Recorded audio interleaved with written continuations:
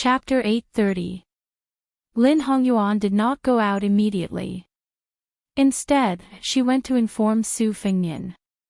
He asked Lin Hongyuan to do her business first while he leaned on the railing of the corridor outside the inner hall.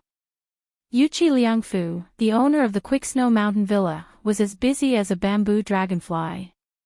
The sudden arrival of Zhao Ningxin from the Taoist master residence of Dragon Tiger Mountain brought light to the villa. Even Wu Shizhen from the Qingyang Palace and Qiu Mian from the Butterfly Sword sect became the icing on the cake. It did not mean that Zhao Ningxin, who was famous in the Liang Palace, was more important than Xie Lingjin from the cottage. It was just that the latter was expected, so it was not as surprising as the former. Yuqi Liangfu had personally met more than 30 martial arts giants in the past 2 days. Most of them were in their prime, and there were also many old people. Among the younger generation, Li Yibai from the Donghua sword pool was like a blunt sword that had not been sharpened yet. He was very easy to get along with. Li Huli from the Yanbao castle was so arrogant that he did not even take the owner of the villa seriously. Only the young Taoist master Zhao Ningxin, who was wearing a Taoist robe from Dragon Tiger Mountain, hemp shoes, and a bamboo flute around his waist, always stared at the eyes of others when he talked with them. He was so focused that others felt that he was chatting with them. It was not a boring greeting at all, but more like a reunion after a long separation. This young Taoist with warm and sincere eyes made people respect him. Yuqi Liangfu's self-esteem had been hurt a bit by that young man Li Huli, and it happened to be compensated by Zhao Ningxin. Comparing the goods to the goods, the manor lord, who was in the prime of his life, had a better impression of Zhao Ningxin. After he personally brought Zhao Ningxin to his residence, they talked so happily that he almost did not want to leave the house. If it was not for the chief steward who kept winking and reminding him that the great Bodhisattva from the Dragon Palace was still standing in the small courtyard by the lake, Yuqi Liangfu really wanted to have a long talk with Zhao Ningxin. When it came to cultivation, Zhao Ningxin's every word was like a gem. Yuqi Liangfu decided to take this opportunity to be on good terms with Dragon Tiger Mountain. There were a few precious Taoist scriptures in the library of the villa that were beneficial to him. Because the person who came from the Dragon Palace to visit the Quick Snow Villa was only an imperial censor, who was not a top-notch figure in the strict hierarchy of the Dragon Palace, Yuqi Liangfu was not willing to open the Yi Gate to welcome him. However, he could deliberately neglect the imperial censor, but he could not really ignore the Dragon Palace. The matter of face was mutual. The imperial censor did not make an excessive request to open the Yi Gate, which was giving face to the Quick Snow Villa. Yuqi Liangfu hurriedly came in person, which was giving face to the Dragon Palace. Yuqi Liangfu waited for a moment in the courtyard and saw a young woman with average looks cross the threshold. She greeted him with a smile. Lin Hongyuan from the Dragon Palace greets Master Yuqi. Yuqi Liangfu, who heard that the imperial censor came to the villa, was stunned for a moment. He quickly came back to his senses and stepped forward. His smile was even wider. He cupped his fists and said, "I did not expect young Palace Mistress Lin to come in person. The Quick Snow Villa is guilty of not welcoming you." Lin Hongyuan walked down the steps and stepped on the steps with Yuqi Liangfu. She said softly, "Niece knows that Uncle Yuqi must be very busy today, so I acted on my own initiative and did not tell the truth, so as to avoid Uncle Yuqi making unnecessary moves for niece's sake." Yuqi Liangfu's heart was very warm when he heard his niece's words. Not to mention that when the two crossed the threshold, young Palace Mistress Lin intentionally or unintentionally lagged behind by half a step. The host and guest were clearly distinguished. Yuqi Liangfu, who was dressed simply, laughed heartily and said, "If everyone was like you, Uncle would be relaxed. Unlike now, I wish I could break into 2 halves and use them. Take the Quadan Mountain, which claims to be the #1 sect in the southern wilderness, for example, a young man with the surname Yu came. Uncle has never heard of him. Not only does he want the villa to open the Yi Gate for him, but he also has to vacate the villa's Spring God restaurant for him. How ridiculous! To let such an ignorant child participate in this once-in-a-century grand event on behalf of the sect, Quadon Mountain has really entrusted the wrong person. Lin Hongyuan smiled but did not speak. Quadon Mountain was indeed a well-deserved sect in Lingnan. Moreover, it had been fighting openly and secretly with the Dragon Palace for a full 200 years. Quadon Mountain occupied an ancient temple on the border of the southern Tang Empire's Lin Hai. When the southern Tang Emperor ascended the throne to pray for rain, stop plague, and even ask for heirs and other important matters of state, he would send important ministers or local dignitaries to worship the sea god in the temple.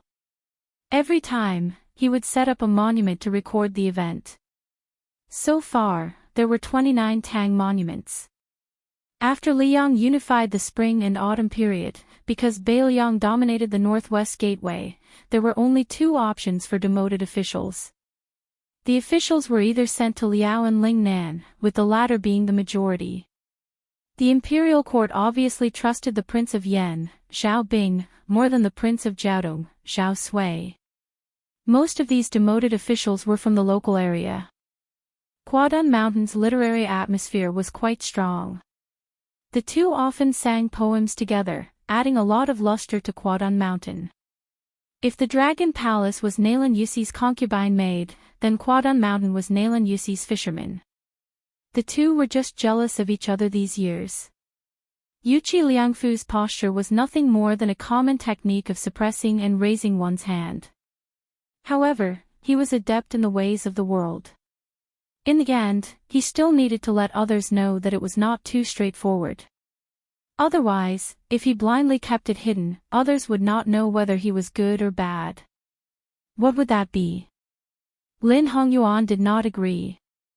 She deliberately stepped on Quadon Mountain a few times.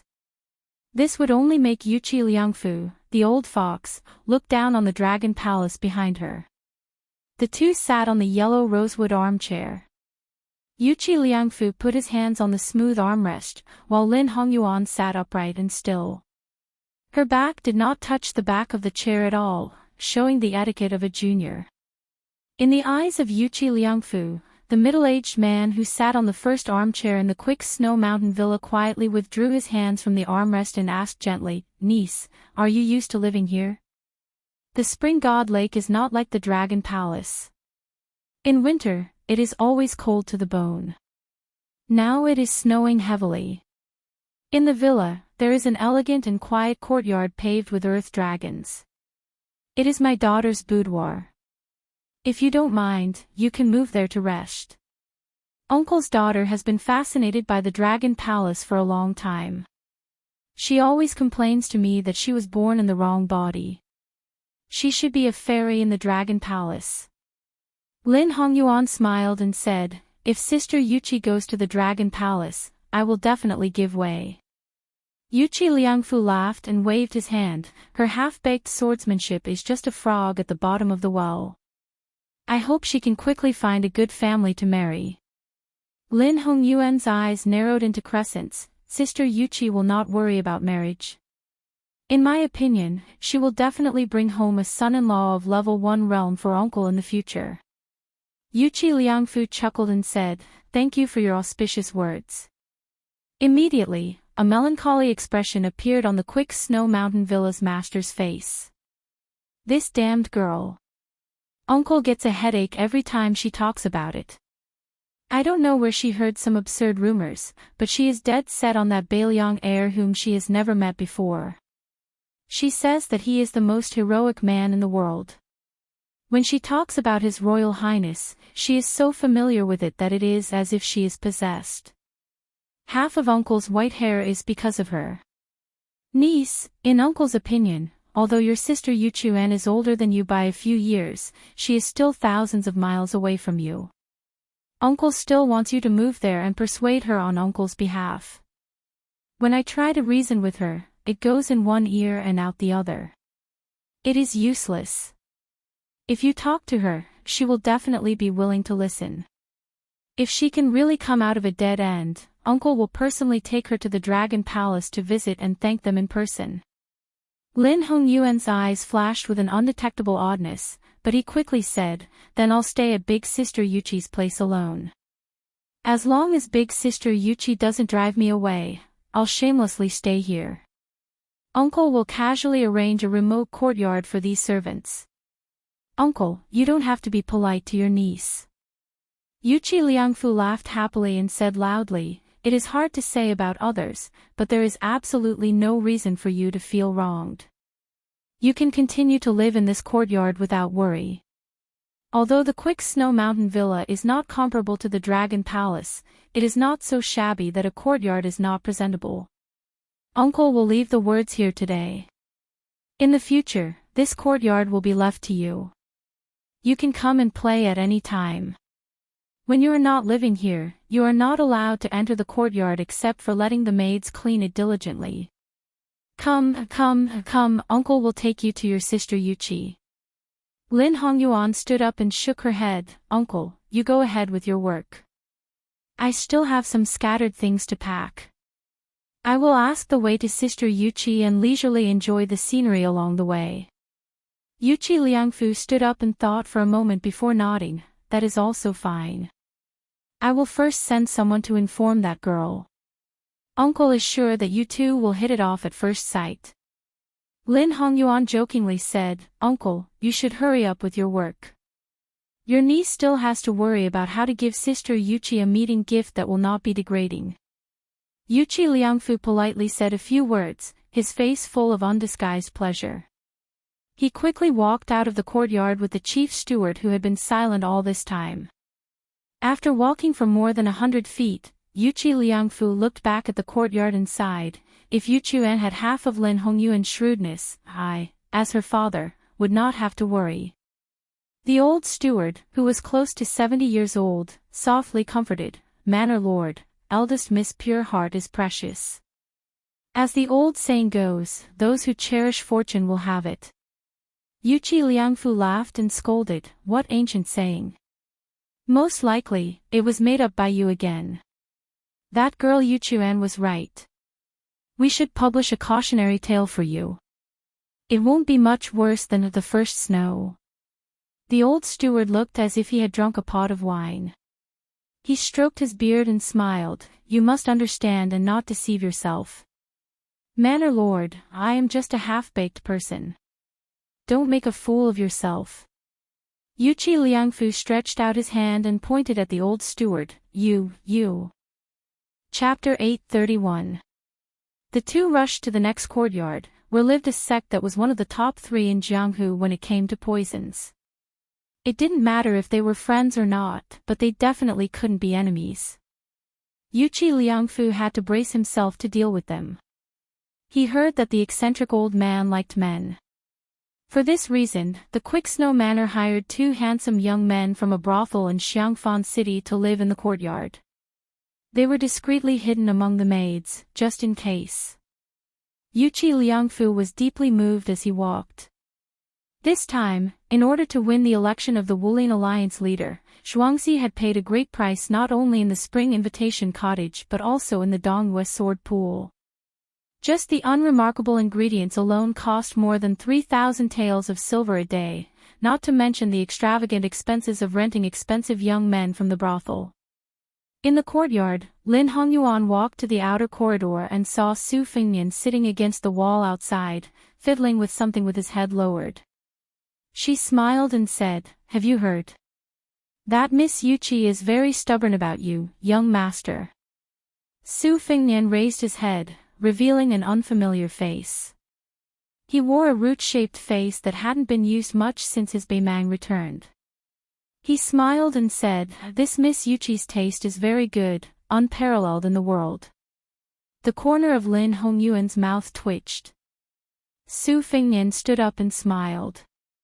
Go get me an ordinary mink hat. Let's make another bet. Lin Hongyuan asked, what bet? Su Fengnian crossed his fingers and stretched them to the top of his head. He lazily shook his head. Let's bet on whether or not I can kill Xiaolingzhen tonight. If I can kill her, you'll have to say another type of finger art outside of steel rubbing. If you can't kill her and get killed instead, you have no loss. Lin Hongyuan sneered. You don't get up early if there are no benefits. What does it have to do with me whether you kill Xiaolingzhen or not? Su Fengnian smiled and looked at Lin Hongyuan. The latter giggled. If you can kill Xiaolingzhen, Li Huli, and Li Yibai in succession, I'll bet with you. Su Fengnian clicked his tongue. You've finally learned to be smart. But first, I won't kill Li Yibai. Do you have any enemies? Let's exchange. Lin Hongyuan said without hesitation, no problem.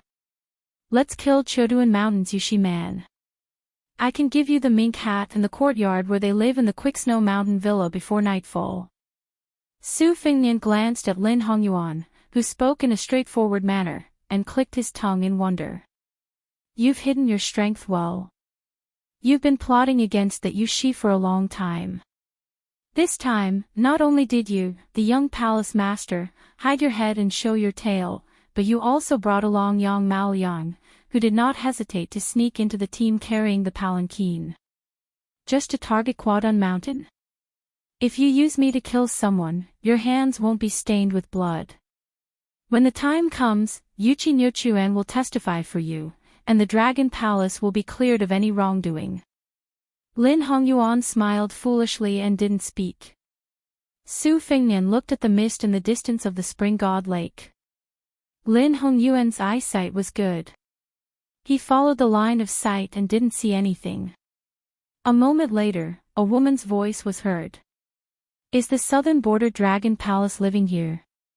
Answer me. If not, I won't go ashore. Lin Hongyuan came near the railing and saw a young woman with a pretty face and a particularly enchanting figure pulling a boat over alone. She was wearing a high-quality fox fur coat, but it was inevitably a little gray and old because of the years. Lin Hongyuan was surprised that such a woman appeared in such a new way. He asked calmly, "Are you Yu Yuquan?" The woman nodded. Then you are.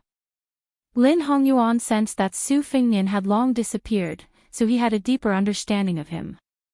Facing the eldest miss of Quicksnow Manor, Yuchi Nyochuan, he smiled and said, I am Lin Hongyuan of Dragon Palace. Greetings to Sister Yuchi.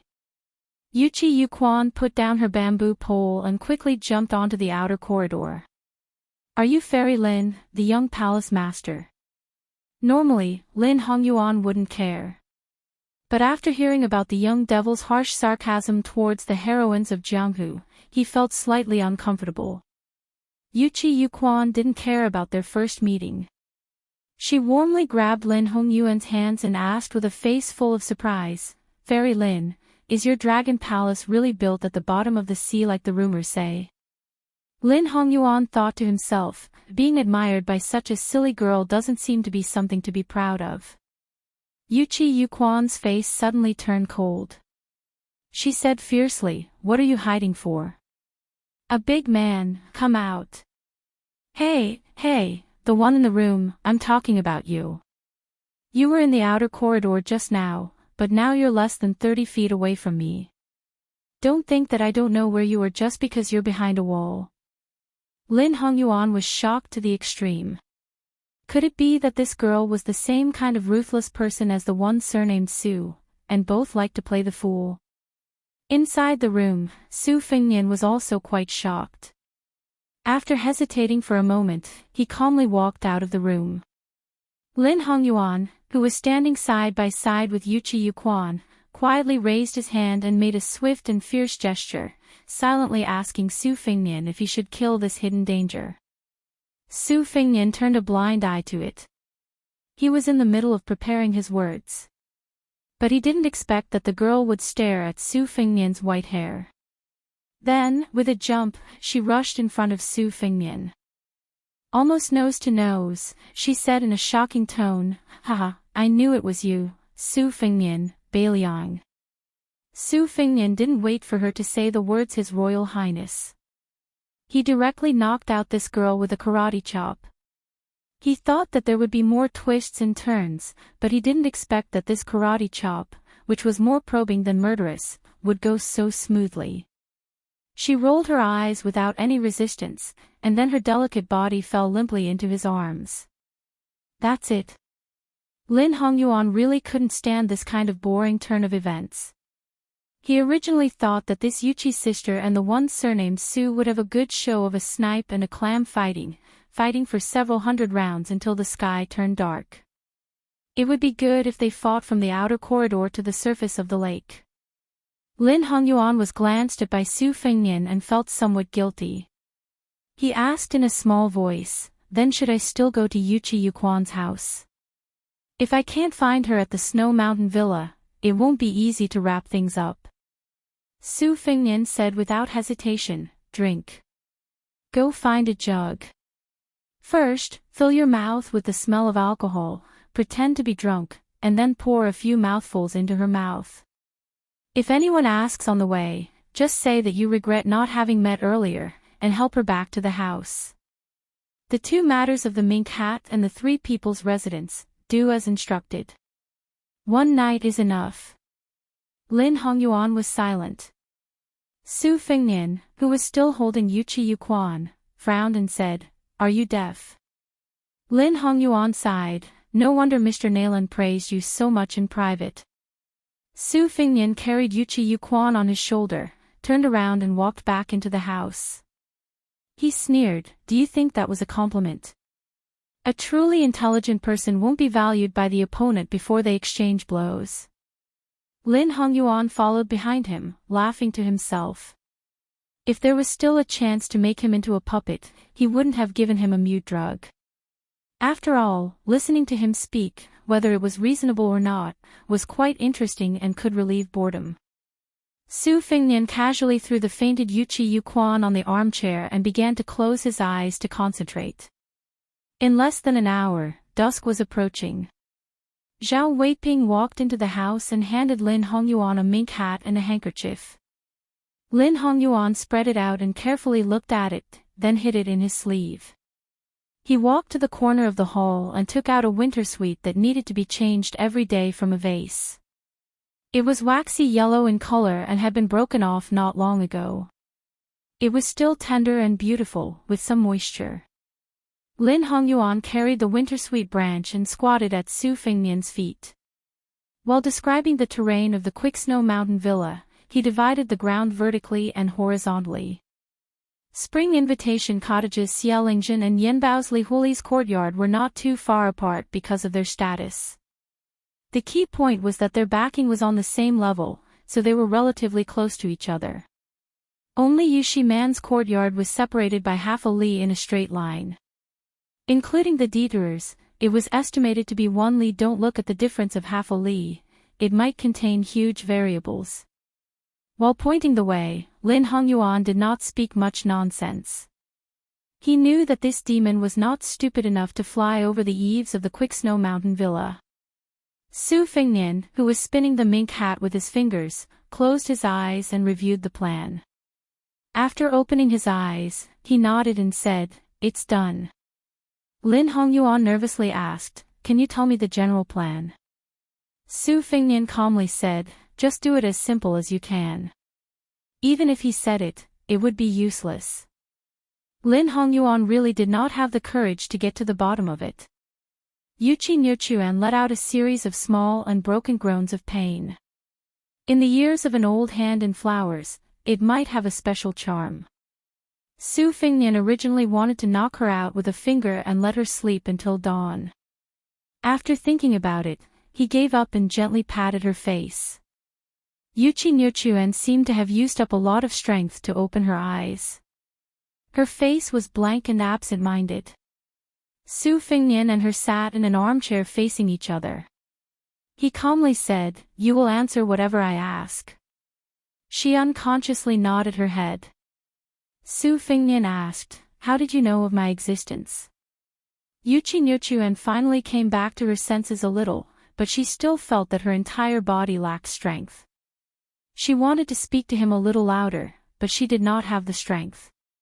She wrinkled her nose and said with hidden bitterness in her eyes, I smelled it.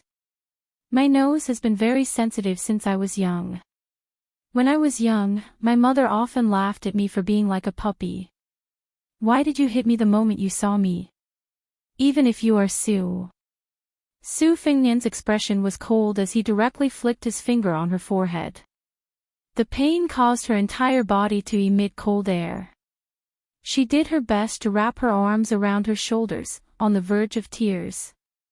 Su Fengnian stared at her limpid eyes and continued to ask, "Why are you so sure that I am Su Fengnian?" Chapter 832. She tried to squeeze out a smile. Seeing that he was about to raise his hand to teach her a lesson, she hurriedly said in a panic, "The first time I heard of you was when I went to burn incense at Mount Longhu 2 years ago. There was a pilgrim who often went to the mountain who talked about the sword you borrowed on the snowy plains, and you said something about returning that." Lin Hongyuan knew that Yuchi Juchuan was thin-skinned and did not have the nerve to say the words, "returning my ass." Out of the corner of his eye, he saw Su Fengnian's expressionless face. Yuchi Juchuan, who did not dare meet his gaze, carefully said, "Our snowy mountain villa has some land on the other side of the Guangling River. No one believed that you and the Guangling king had a falling out, but I knew that it was true. Otherwise, you wouldn't have fought. It was a steward who saw it with his own eyes on the 18th of the 8th month. He patted his chest and said that it was definitely not a lie." Later on, some storytellers who had stayed in Beiliang began to tell stories of you going to the white horse race in Beimang. At the beginning of the year, I would go and listen to them every few days. They said that not only did you kill the great king of the northern courtyard, Su Huainan, you also killed the insufferably arrogant mountain master of Mount Tibing in one move. Only then did I know that there was someone with the surname Diwu in the world. There were also storytellers who said that you had unsheathed your sword and lent it to the peach blossom sword god, Dong Tai.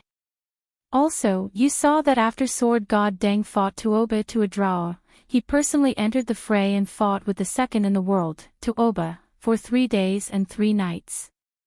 He was beaten to the point that he had no choice but to promise that he would never dare to go south again. Lin Hongyuan suppressed his laughter. Su Fengnian listened to this extravagant nonsense. His skin was so thick that he did not retort. He only smiled with narrowed eyes and nodded. The more Yuchi Juchuan spoke, the more spirited he became. His eyes were shining, and his hands were clasped in front of his chest as he stared in a daze at the hero with the surname, Heaven, in his heart. Later on, I heard that the vassal king entered the capital. In Great Peace City, you overturned the entire Central Imperial Road and killed several hundred Imperial College students who blocked your path. Also, on the day of the ceremony, if you hadn't stopped Xiao Chongqing alone, he would have killed His Majesty the Emperor and all the civil and military officials. Great General Gu, Assistant Minister of the Ministry of War, Lu Xingxiang, they wouldn't have been of any use. Even Su Fengnian, whose face was as thick as a city wall, couldn't take it anymore. Lin Hongyuan had already turned his head away. He really couldn't bear to look, pretending to fiddle with the pitiful wintersuite. Su Fengnian had to interrupt the woman and asked curiously, "You believe it?" Yuchi Reader's eyes widened as he asked in return, "Could it not be?" Su Fengnian's face was heavy. He nodded slowly and reluctantly admitted, "It's true." Crouching to the side, Lin Hongyuan laughed out loud. As a result, Su Fengnian kicked him in the butt, causing him to fall flat on his face. Su Fengnian ignored Lin Hongyuan's angry glare. He smiled slightly at this girl who was most likely really stupid. "The matter of me being Su Fengnian, you can't even tell your father." Yuchi Reader nodded vigorously. "I know. You definitely have something important to do. Otherwise, you wouldn't wear this face." She suddenly fell silent. So this girl wasn't so stupid that she couldn't be saved. Su Fengnian explained with a smile, "I have no enmity with your quick snow manner. I won't do anything to your father." Yuchi Reader, who had finally had a flash of inspiration, reverted to her old ways and began to act stupid again. "Really?" Su Fengnian nodded. "Really?" This stupid girl had probably believed him again. There were only 3 people in the room. The two foreign men and women who had hooked up with each other were experienced in the ways of the world. Each one was more cunning than the other. Only this girl who had rowed the boat seemed to end up being played in the palm of his hand no matter how hard she tried. But for some reason, Lin Hongyuan, who had struggled in a vat of dye since childhood, looked at this girl who had a pure smile on her face with some envy.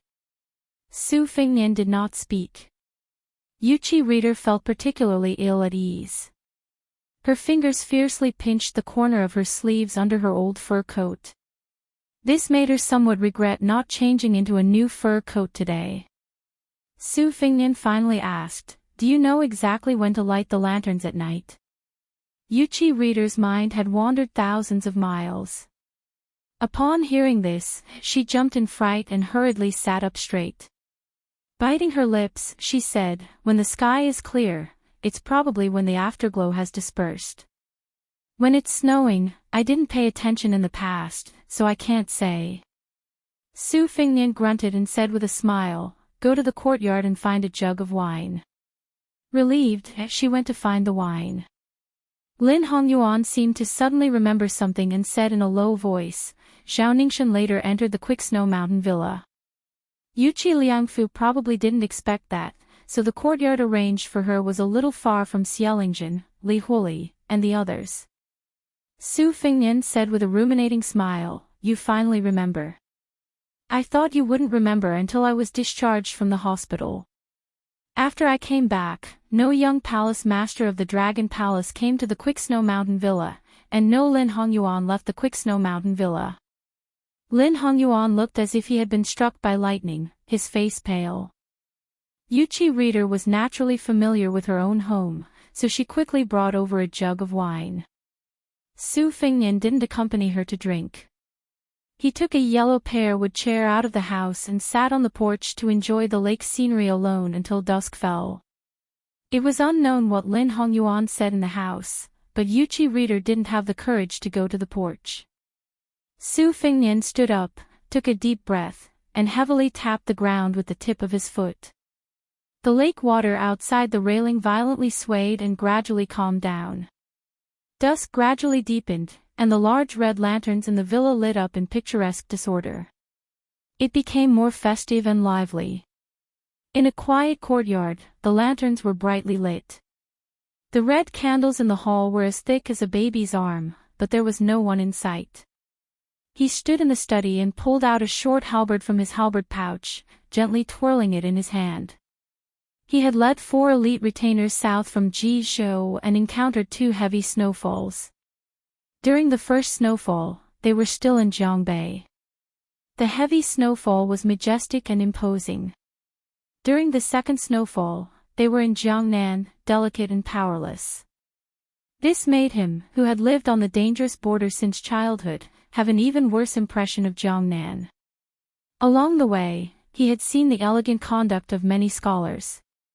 In his eyes, these vermin who only knew how to chew words were as weak as the snow at that time. They couldn't withstand his short halberd toss and kill. On his journey south this time, naturally there would be people who would constantly spread rumors, causing him to suddenly go from being a military officer of a border town to having the potential to become the Wulin Alliance leader. Even he himself thought it was absurd and laughable, but he remembered his father's advice and had no choice but to do things step by step. After arriving at the villa, wave after wave of visitors came to curry favor with those in power. He barely managed to chat with 3 groups of Jianghu people he had never heard of before, but he couldn't stand the disturbance and simply closed the door and declined the visitors. He walked to the open window. Although there were only 4 retainers of the Li family in Jizhou resting in this courtyard, there were no less than 10 Zhaogo gathered in the dark corner.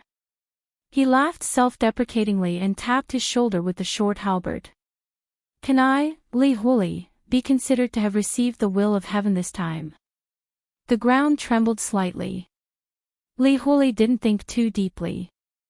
The walls suddenly cracked open. When he turned around with the halberd, a palm pressed against his forehead and his entire body was instantly lifted off the ground. He was pushed against the wall at the side of the hall, his head hitting the wall earlier than his back. one of the Zhaogo broke through the window and was stunned.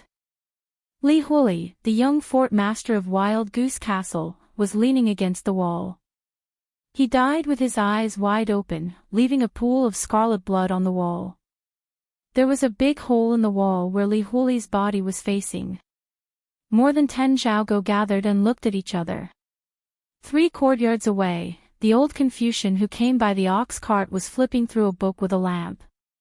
He suddenly raised his head and made a gesture with both hands. An ancient sword on the desk next to him flew through the wall and into his hands. Xiaolingzhen of the Spring Invitation Cottage had immersed himself in the art of swordsmanship for most of his life, but he rarely used a sword. In his life, there were only a few people who had tested his sword, and the Sword Emperor of West Shu was one of them. This sword was a gift for his disciple. Xiaolingzhen originally planned to borrow it from a disciple who was in seclusion after the Snow Mountain Villa incident was over. He wanted to fight with the leader of the Sword Pool of East Yu and let the world know that the Spring Invitation Cottage was not only the leader of the martial arts world, but also that his sword alone was enough to make the cottage and the Sword Pool of Sword grave in Jianghu. The sword broke through the wall, and the daring assassin also broke through the wall and arrived. So what if you have the physique of a Vajra realm warrior? Xiaolingzhen, who was still sitting on the chair, snorted coldly. He shook his wrist and the sword aura was like a painting of mountains and rivers. The evil venomous beast actually resisted the sword aura, ignoring the sword tip that was pointed at its heart and still charging forward. Xiaolingzhen was furious. The sword aura at the tip of the sword suddenly surged. The unknown assassin shocked the old man again. His heart was against the tip of the ancient sword. Not only did it not pierce through the skin and heart, but it also pressed the long sword into an arc like a fish's back. The older, the wiser. Xiaolingzhen's sword collapsed and withdrew the sword aura. He and the chair slid toward the wall, breaking it into pieces. The old man had one hand on the wall and the other holding the sword. Instead of retreating, he rushed toward the strange young man in the mink hat. The young assassin, who was fighting with his life for some reason, pushed forward. Xiaolingzhen sneered in his heart and used all the sword aura in his life to his heart's content. The mink hat assassin let the sword go through his palm and leaned forward, forming a strange posture as if he was carrying a sword on his shoulder. He hit Xiaolingzhen's head with his head. There was a bang. Xiaolingzhen's head hit the wall. But at the same time, he swept his sword and was about to cut off the young man's head. When the sword tip was still an inch away from the man's neck, the sharp sword aura had already arrived and cut a bloody groove on his neck. A man in a vermilion robe appeared beside the two.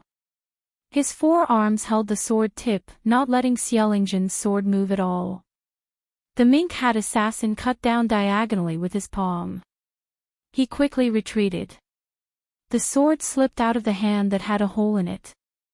The assassin flew out of the big hole in the wall. The cold wind rushed into the room and the lamp on the table flickered. The lamp went out. Only a corpse that had been cut in half was left. Chapter 833. The light in the hall was splendid, illuminating the glazed floor in a dazzling and colorful light. Lin Hongyuan was situated within it, as if it was the pure glazed world recorded in Taoist scriptures. She wondered if she should do the same after returning to the Dragon Palace.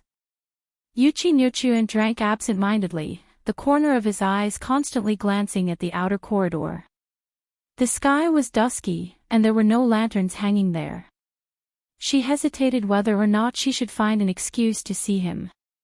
When she raised her wine cup, she sniffed it and hurriedly turned to look at the outer corridor, wanting to stand up. Lin Hongyuan gently tugged on Yuchi Nurchuan's sleeve. The latter's face was full of anxiety, saying that he had smelled blood. After hearing this, Lin Hongyuan's thoughts turned rapidly. With that young devil's unfathomable skill and cultivation, even if there were crouching tigers and hidden dragons in Snow Manor, the number of experts that could injure him could be counted on one hand. Xiaolingzhen counted as one, and Li Yibai counted as half. However, other than the two tremors in the outer corridor, there was no other movement.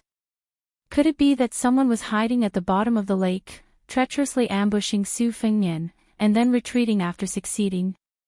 Otherwise, it was impossible for that guy to be idle and use his flying sword to kill the fish in the lake, bringing out the smell of blood. Lin Hongyuan's curiosity was also piqued. After hesitating for a moment, she gave Yuqi Nurchuan a look, and they both stood up and walked towards the outer corridor. The night gradually darkened, as if an immortal in the heavens had thrown a black cloth to the earth. Fortunately, the hall and the outer corridor were connected, and the candlelight and glazed light flowed out like fertile water. The scene in the outer corridor swayed with the light of the candlelight blowing over the lake's surface. Su Fengnian could vaguely be seen sitting upright on a chair, gently twisting his wrist. Lin Hongyuan's eyes were sharp, and she saw that there was a piece of cotton cloth tied around his wrist. Yuqi Nurchuan anxiously asked, "How did you get injured?" Su Fengnian played it down. "The ground was slippery, and I accidentally fell." Yuqi Nurchuan cried out in surprise, his face full of guilt. Lin Hongyuan sighed inwardly. If this elder sister was thrown into the Jianghu, she would be eaten by those wolves, tigers, and leopards in human skin. Su Fengnian stood up and said with a smile, "Let me send you off. There are all kinds of people in the manor right now, and I'm worried about the two of you." Fairy Lin had previously told her that the founder of the Dragon Palace said that one may know a person's face but not his heart. Although most of the people who entered the Quickie Snow Mountain Villa were righteous people, they might be hypocrites, not to mention those Jianghu people who were both righteous and evil. "Let's take a stroll around the manor and enjoy the scenery while we're at it." "Oh right, I need to disguise myself first." "Please wait for a moment." Lin Hongyuan sneered in his heart. A hypocrite. Su Fengnian turned around and covered his face with a root-like mask. After turning his head, he had already turned into an elegant scholar. Yuqi Chaochuan's mouth was slightly agape. At this moment, the sound of hurried footsteps could be heard from inside the house. When Manor Lord Yuqi Liangfu saw that his daughter was safe and sound, he was obviously relieved of a heavy burden. However, he still pretended to be indifferent and said with a smile, "If father's guess is correct, they came here by boat." "Chao Quan, how can you greet a distinguished guest like this? Only young Palace Lord Lin is experienced and knowledgeable and won't lower himself to your level." Yuqi Chaoquan smiled and ran to Yuqi Liangfu's side, affectionately calling him father. Yuqi Liangfu lowered his head and glared at her. Then he quickly raised his eyes and smiled at the young white-haired scholar. Even with a warm smile, the way he looked at his daughter was completely different. Su Fengnian put his hands in his sleeves and bowed respectfully. "The Dragon Palace's Li harvesting official is honored to meet Manor Lord." Lin Hongyuan explained with a smile, "Zhua Jing is Mr. Nalan's favorite student. People outside of the Southern Tang sect may not be familiar with young Master Zhua. When he first entered the Dragon Palace, we intended to let him choose a position. However, young Master Zhua had a strange eye and chose a Li harvesting official who was not as good as the Imperial Censor official. He said that the saying of harvesting pearls was more pleasing to the scholars who aspired to win the Imperial examination. Sister Yuqi and I have been drinking for about an hour. Young Master Zhua was only focused on being our door god. Sister Yuqi still has more face." The iciness in Yuqi Liangfu's eyes melted and immediately turned a bit warmer. Indeed, the title of Mr. Nalan was too high and unreachable for the people of Liang. He was the number one person in the Southern Tang Dao, not just in name but also in reality. It was not an exaggeration to say that he was Nalan Yusi rather than Zhao Bing, the Prince of Yanqi. Even under the eyes of Zhao Bing on the southern border, how many times had Mr. Nalan overstepped his authority? Otherwise, when the vassal kings entered the capital, Nalan Yusi would not have taken the carriage and the king of Yanqi would not have acted as the escort knight. If Zhua Jing was really Mr. Nalan's disciple, then Yuqi Liangfu valued him even more than Lin Hongyuan, the young palace Lord Lin who was in an awkward position. Yuchi Liangfu cupped his fists and said softly, "There was an accident in the manor, but since young Master Zhua is by my daughter's side, Liangfu can rest easy. After dealing with the matters at hand, Liangfu will apologize to young Master Zhua and have a good drink." Su Fingnian nodded and said, "I don't dare to disobey." Yuchi Liangfu left the courtyard and shook his head to the old steward who was waiting at the door and said, "Yuchuan is fine. We met a young man named Sui Jing." Lin Hongyuan said that he was Nalan Yuxi's disciple. But even if the Dragon Palace made a move this time, it was only directed at Qiaodong Mountain. Moreover, the Dragon Palace absolutely did not have the strength to kill Li Huoli and Xielingzhen. How could the Dragon Palace, which is located in a corner of Nanjiang, shake the power behind these two people? If it was really Mr. Nalan's shocking plan, even if it was really the Dragon Palace's doing, it was not something that the Quick Snow Manor could intervene in. We, the people of Jianghu who have no one to rely on in the imperial court, could easily be destroyed. Chapter 834. The old steward was deeply worried. "I really can't think of anyone with such skill and courage." Although Xielingzhen did not appear in the martial arts competition, she is still a top-notch master. The Spring Invitation Cottage is also connected to the new Minister of War. Li Huoli's skills are probably average, but with the imperial court as a life-saving talisman, who would dare to make a move? I'm afraid that if the manor does not handle this properly, it will be hard to avoid the wrath of various powers. There will be many who will take advantage of the situation to fish in troubled waters and add insult to injury. Manor Lord must think of a way out. The King of Jingnan has always wanted Quick Snow Mountain Villa to rely on the Wang family. Manor Lord, do you agree? Yuchi Liangfu's expression was complicated, and he was unable to decide what to do. He stopped and looked at a large red lantern hanging on a tree branch. There was no joy in it at all. He heavily exhaled and helplessly said, "It's like doing business. I originally wanted to use this time's Wulian Alliance leader election to bring prestige to the manor. When the time comes, we can find a buyer ourselves. The highest bidder gets it. The King of Jingnan urgently wants to buy it, and we don't have to worry about the next buyer. We can follow our own temperament and not sell it. Now that we are in trouble, and we turn to the Jingnan Palace, I'm afraid Quick Snow Mountain Villa will have to be sold at a low price. If we buy and sell it to everyone's satisfaction, then it's fine. But now I'm afraid that even if we sell it to the Jingnan Palace, the young vassal king will remember that Quick Snow Mountain Villa was not tactful in the past and make things difficult for the manor. I know that this vassal king has a master behind the scenes, and his governance is clear, and he is well known. He is not inferior to the old vassal king in any way. Judging from his words and actions, he doesn't seem to have a big heart. A person without foresight will have immediate worries. As the head of the manor, I'm afraid that when I pay respects to my ancestors in the future, I won't have the face to face them." The old steward softly comforted him. "Yenbao has already sent people to the King of Jingnan to mobilize troops. I hope it will be settled in one fell swoop. Once the thousands of iron cavalry from Xiang and Fan arrive, as long as the assassin leaves a trace, it will be difficult for him to escape. I'm afraid that he will kill in 10 steps, and by now he has already escaped." A trusted steward of the manor hurriedly delivered a message. "Manor Lord, we've only traveled less than 10 li from Yenbao when we were intercepted by Prince Jing and scouts. It turns out that Prince Jing had already used the military tally to mobilize the Qingzhou Navy. The warships were lined up on the lake 20 li away. It was only because of the thick fog on the lake that no one noticed them. Furthermore, there were more than 4,000 light cavalry stationed at every intersection, along with dozens of scouts scattered all over the place. As soon as there's any movement, we can reel in the net." After Yuchi Liangfu recovered from his pleasant surprise, he bitterly smiled and said, "This Prince Jing truly has divine foresight. So it turns out that Soar Snow Manor has become a fish pond. As long as the big fish takes the bait, it will be dragged to the shore.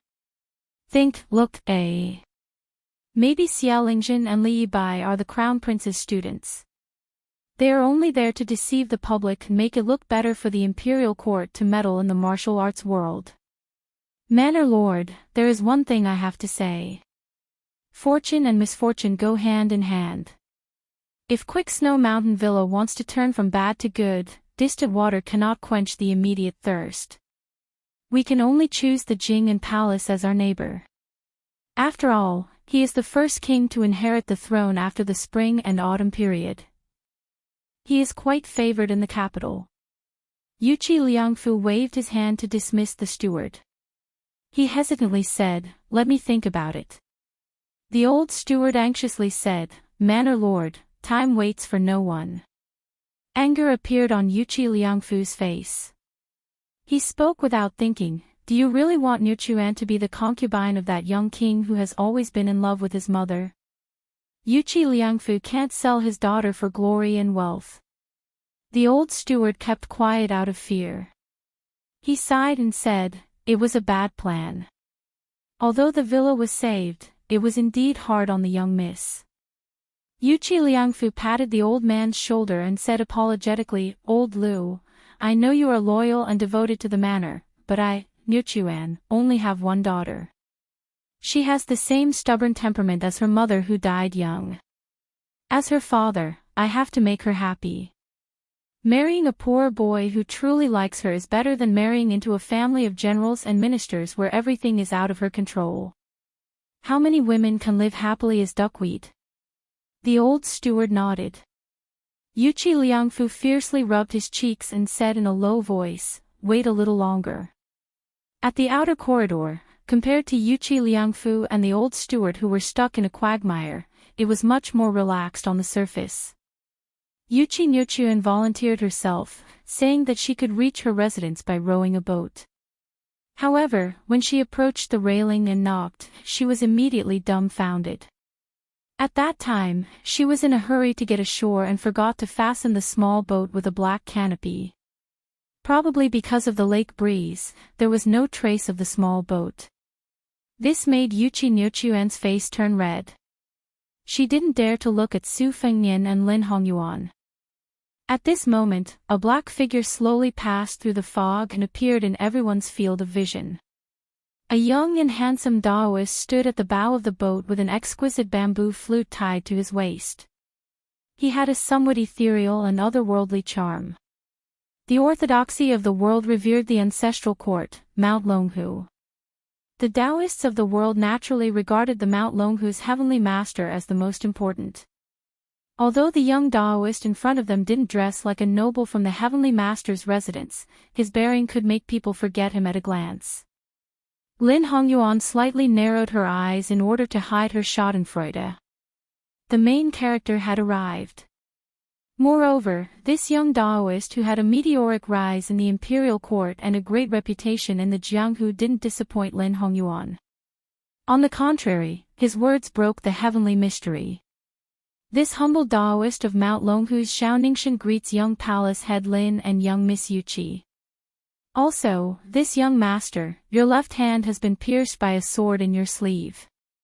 Would you allow this humble Taoist to make an unnecessary move and shamelessly gift you a bottle of the mountain's secret golden sore medicine? Su Fengnian didn't move at all. He stood by the railing with his hands in his sleeves. Xiaoningshan smiled warmly. Other than returning the boat to young Miss Yuqi, this humble Taoist also has a gift in return. I remember that at that time on the great snowfield, there was someone who spoke malicious words and didn't return a sword ode. Su Fengnian's reply simply swayed Yuqi Niuchuan's mind. Of course, she didn't care about some Mount Longhu Taoist owing a sword on the great snowfield. This silly girl's but had always been unswervingly tilted towards the fellow beside her. She only heard him ask, "Are you courting death?" Chapter 835. Lin Hongyuan's eyesight was needless to say. No matter how much this woman wanted to watch a big show, he still hurriedly pulled Yuqi Yuquan out of the corridor and went straight to the latter's boudoir. Xiaoningshan on the lake and Su Fengnian in the corridor stood facing each other silently. They seemed to be at ease, but they didn't know that the grudge between them started from their father's generation. Su Xiao was at the end of Jianghu and almost pressed down Dragon Tiger's head. Su Fengnian stared at the young Taoist in front of him and sneered. His hands were crossed in front of his chest and his fingers were covered in red ropes. It was said that this little Taoist master had once blocked Dong Tai's sword. At first, people thought it was a boast from Dragon Tiger Mountain. Later, Zhao Ningxin blocked the mad monk of the west and stopped for several miles. Finally, no one doubted him and some even began to regard him as a Xian finger expert. Zhao Ningxin stood at the bow of the boat with a warm smile. I predicted that His Royal Highness would come to Snow Villa today to enjoy the snow. I predicted that he would go to Spring God Lake to see Wang Dongxiang and then Lu Feiqi. The only thing I didn't expect was that Your Highness would kill Li Huli from Yanbao and Xia Lingjin from the cottage. Aren't you afraid that once it's leaked, you'll become the common enemy of Jianghu before you inherit the title of king? Su Fengnian took 2 steps closer to the railing. Li Huli has Xiao Guo's protection and the support of the imperial court. Xia Lingjin's spring invitation cottage is also creating momentum for him. The position of Wulin Alliance's chief will be his. Why does he need Dragon Tiger Mountain to add flowers to the brocade? Now that I think about it, your Mount Longhu only knows how to do shady business like writing poems to prolong the emperor's life. It's rumored that you're the reincarnation of the founder of Dragon Tiger Mountain. Have you been enlightened? You probably haven't. Otherwise, Long Qi would have released the Lotus of Fortune long ago. With your Taoist master residence's character, you can't wait to dig the dead out of their coffins to inform them of such a good thing. You enjoy it alone and monopolize the good things. You enjoy it together, you only let people know of your good deeds. Anyway, you don't interfere with either. Zhao Ningxin shook his head and smiled. His Royal Highness has a deep prejudice against Dragon Tiger Mountain. Those who walk different paths cannot make plans together. Su Fengnian intertwined his 10 fingers only slightly separated by an inch. Zhao Ningxin said, "Wait a minute." Zhao Ningxin smiled and said, "This time I came to visit the Snow Mountain Villa. I didn't want to get involved in the matter of the Wulin Alliance leader. The turmoil of the Spring Invitation Cottage and Wild Goose Castle is not in my eyes, and I don't care." This time, he only wanted to see His Royal Highness. Since he had already seen him, he came in high spirits and returned in high spirits. The Great Snow Plateau owed a sword, but Longhu Mountain's return gift meant that Bailiang didn't have to pay it back. I only hope that Bailiang won't make things difficult for Longhu Mountain and will mind their own business. Su Fengnian laughed and said, "What? You actually predicted that before I return to Bailiang, I'll kill every Taoist who dares to take a single step out of Mount Longhu. You predicted that I'll offer a reward of 100 taels of gold for each Taoist master mansion person in Jianghu, and Bailiang will promise to shelter him from the wind and rain, so that your Taoist masters of Mount Longhu will be in danger. So you used the bloody case of Snow Mountain Villa to threaten everyone to take a step back and celebrate the new year peacefully." Zhao Ningxin's eyes were clear and calm. He said, "Your Highness is willing to guard the northwest for the people of the Central Plains. I also sincerely admire you. If I was a free cloud and a wild crane, I would definitely raise a big white bow. Unfortunately, I have to do things in my position. Since I was born with the surname Zhao, I have to do things that go against my pure heart. I hope your Highness can understand. To kill 1,000 of the enemy but to lose 800 of your own men, it won't benefit Mount Longhu or Bailiang." Back then, Mount Longhu didn't allow the first commandery princess to climb the mountain to burn incense. It was the Taoist master mansion's fault. That's why when sect leader Hong destroyed a total of 9 Lotus of Fate, the Taoist master mansion didn't say anything. Ancestor Zhao Xuanzu came out of seclusion and went down the mountain. He intentionally made things difficult for your Highness outside the martial emperor's city of the Eastern Sea. In the end, it was the cycle of karma and his body died. He painstakingly cultivated for a total of 140 years, but in the end, he still couldn't achieve immortality.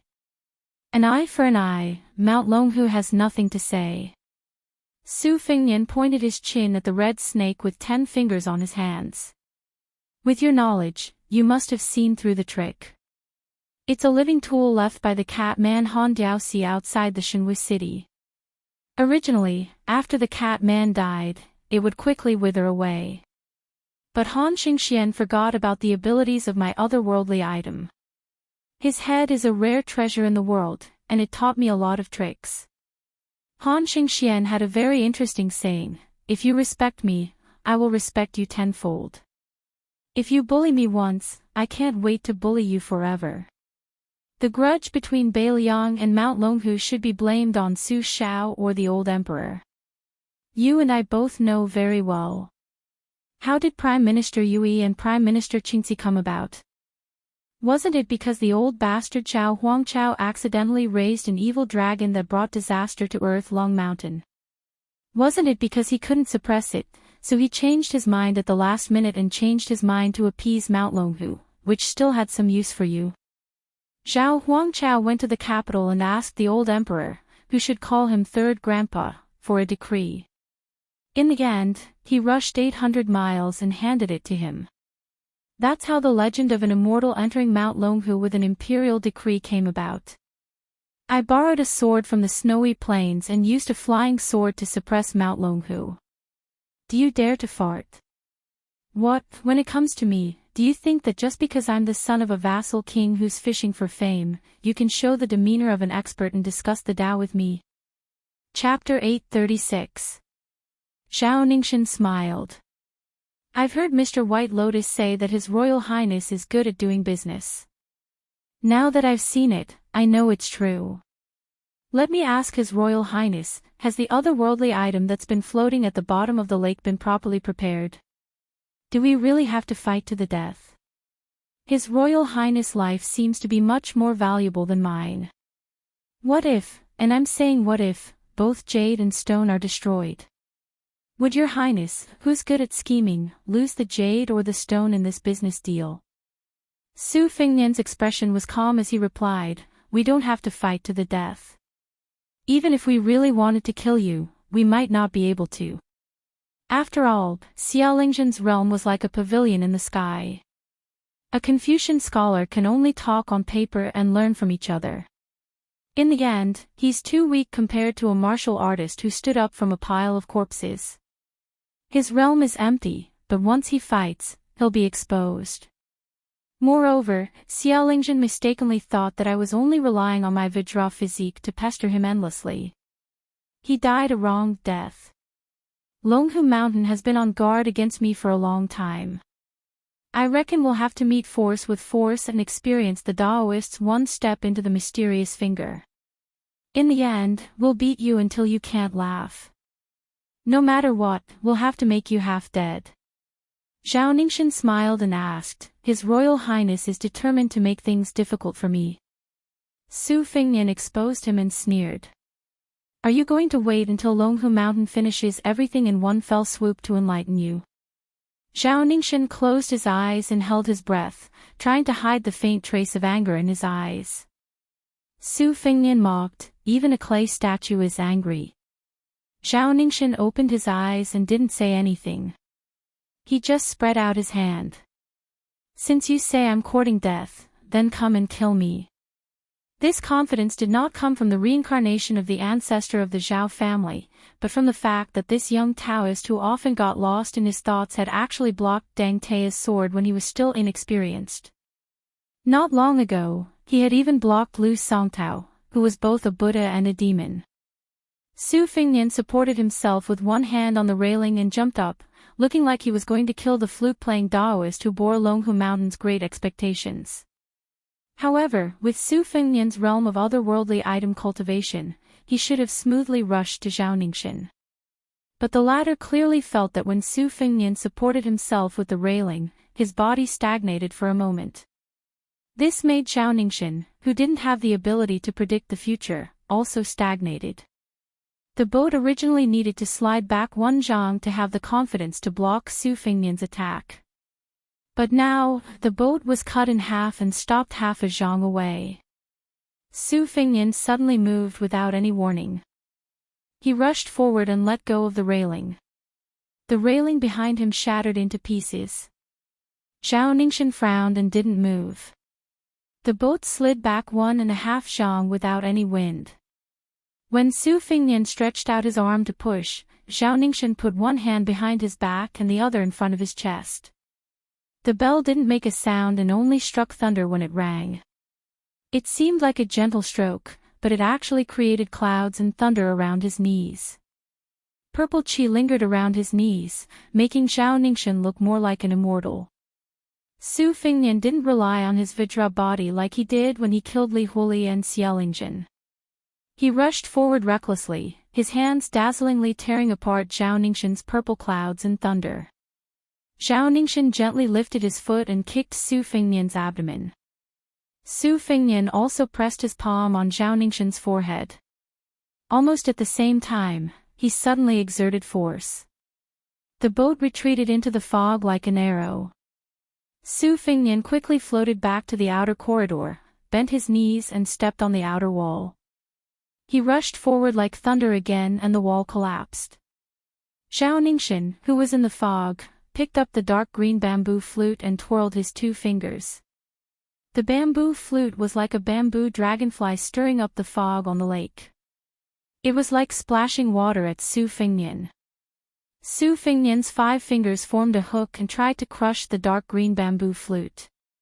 He still underestimated the flute's majestic qi. He let go as soon as he touched it. His body was bounced to the side of the lake. His feet splashed a lot of water before he could land on the lake. Zhao Ningxin lightly shouted, "Rise!" The boat rose several feet from the water and barely dodged a sneak attack under the water from a vermilion robe. The latter flashed and disappeared. When the boat fell, Su Fengnian tiptoed and chopped at Zhao Ningxin. The dark green bamboo flute behind him was like a trapped beast. It was strangled by the flying sword thunder pool sword array. Zhao Ningxin, who also fought barehanded, stepped on the bow of the boat and fell into the lake. The whole boat turned over on the water and smashed back to Su Fengnian. Su Fengnian's hand chopped like an immortal, touching the top of the head. He smashed the boat into pieces on the spot. His palm pressed down on the top of the head without slowing down. Half of his body was still in the lake. Zhao Ningxin didn't dodge and let Su Fengnian's palm hit on the top of his head. The lake water shook violently, setting off huge waves and hitting the corridor. Thousands of pounds of lake water poured into the courtyard behind the 2 people. Su Fengnian slowly floats down on a wooden plank on the lake surface after the small boat is broken. That palm actually doesn't touch Zhao Ningxin's head at all. This young Taoist's qi is at its peak, which is unexpected. Zhao Ningxin floated to the surface and finally saw the real face of the otherworldly item behind Su Fengnian. It was in a red robe with 5 arms and a sad face. Zhao Ningxin said in a deep voice, "Since ancient times, evil things have been chaotic. I can tolerate your domineering highness, but I can't tolerate the otherworldly item. Today, even if I have to sacrifice my cultivation, I will enforce justice for heaven." This time, it was Su Fengnian's turn to stretch out a palm with a gloomy face.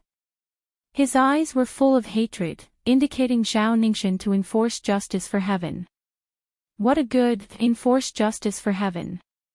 On the top of Kuang-Lu Mountain, there were celestial beings who went out of body. There were celestial beings who were angry and spitting out purple gas. They said that they would enforce justice for heaven. Zhao Ningxin didn't dare to be distracted. He breathed heavily with his palm on the back of his left hand, facing the East Taoist ancestral court Longhu Mountain. "Please." 3 words in 1 word. "Please allow Longhu Mountain. Please celestial beings come down to heaven. Please come down to earth." A portrait of the first ancestor fell to the ground in the mansion of celestial masters. A purple thunder as thick as a pillar blasted down from the sky. After a blink of an eye, Zhao Ningxin's face was blurred and his whole body was purple gold. Chapter 837. There were portraits of the ancestors hanging on the wall of the Temple of Dragon Tiger Mountain. The portrait of the first ancestor fell without any wind. A dozing Taoist boy guarding the hall was so scared that he did not dare to pick up the scroll. He hurriedly reported the situation to the residence of the Taoist master. Zhao Danxia, who was in charge of all Taoist affairs, quickly walked into the Temple of Dragon Tiger Mountain. She was pleasantly surprised, but there was still a trace of worry in her heart. She knelt down in front of the Temple of Dragon Tiger Mountain and carefully picked up the scroll. Bai Yu, an outsider of the residence of the Taoist master, slowly stepped over the threshold. Mr. White Lotus, who thought he was a bookworm, had hurt his eyes from reading, so he walked slower than others. He squatted beside Zhao Danxia and was lost in thought. Zhao Danxia, the head of the Liang Taoist, asked softly, "It's inevitable that fortune and misfortune depend on each other. But in Mr. White Lotus's opinion, how much fortune and misfortune are there?" Bai Yu shook his head and said, "The divinations are a mess." But since Attentive Mind was able to invite the first ancestor of Dragon Tiger Mountain, compared to inviting the 3 modern ancestors 100 years ago to kill Lu Songtao of the Devil Cult with the 10,000-mile Sky Thunder Nail, Attentive Mind can rest assured. Since he is enforcing justice on behalf of heaven, he will most likely use great fortune to eliminate misfortune. Bai Yu really can't think of anyone in the world who can suppress the first ancestor. Wang Xianji is only a few people who can fight, but on the Spring God Lake, Attentive Mind will undoubtedly win. After this battle, it will be a great thing for Dragon Tiger Mountain. Zhao Danxia respectfully hung the portraits of the ancestors in the middle of the wall. After hanging them up, she knelt down and kowtowed. Then she stood up and took a few steps back, looking at the wall that was filled with the portraits of immortals from different dynasties. Even a Jinren like her felt a little high-spirited. Most of these ancestors who had ascended were the biggest protective talismans of Longhu Mountain. They had stood tall for nearly 1,000 years, while the Liang dynasty had only been around for 200 years. If it wasn't for the fact that the #1 blessed land of Taoism, the Earth Lung Mountain, produced an evil dragon that was related to the Dragon Tiger Mountain and affected the Dragon Pool Golden Aura Lotus, this place would have almost become a pillar of luck that was on par with the heavenly gates. Then, it would be guaranteed that the next 500 years of great fortune would be unimaginable. Zhao Danxia suppressed the haze in her heart and thought of Zhao Ningxin, a direct descendant of the Taoist master's mansion, who had blocked Dong Tai's sword when he came up the mountain to greet the ceremony. Her mood was undoubtedly better. She smiled while twirling her beard. "With such a good seedling like Ningxin, we can invite the ancestors so quickly. It's 20 to 30 years earlier than we expected, so we don't have to worry about the lack of manpower. With Mr. White Lotus's wholehearted support, Mount Longhu will have no worries." Bai Yu suddenly rubbed his eyes hard and stared at the dozens of portraits on the wall with a horrified expression. Mr. White Lotus's vision was weak, but his mind was sharp. He vaguely sensed that there was a strange phenomenon. Zhao Danxia's cultivation was profound, so she was only a step slower than Bai Yu. She noticed the abnormality of the portraits on the wall, which had never been seen before. Almost all the portraits of the ancestors showed signs of collapsing. Only the portrait that looked like Qi Xianxia was able to escape. None of the others were lucky enough to escape. Bai Yu muttered absent-mindedly, "Impossible, impossible." The feather minister was uneasy.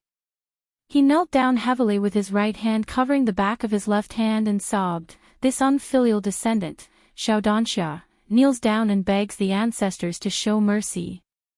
In the night, Mount Longhu seemed peaceful, but in fact, there were turbulent undercurrents. A year after Mount Wudong was sealed off, most of the Taoist temples began to welcome pilgrims from all over the world again. However, the temple with a statue of Zhenwu the Great was still closed to visitors. Chen Zhao and Song Jiming, who were the most senior Taoist priests, lived in seclusion and rarely came out. They only occasionally went in and out of this temple. Fortunately, Mount Wudong was used to these kind old Taoist priests being elusive.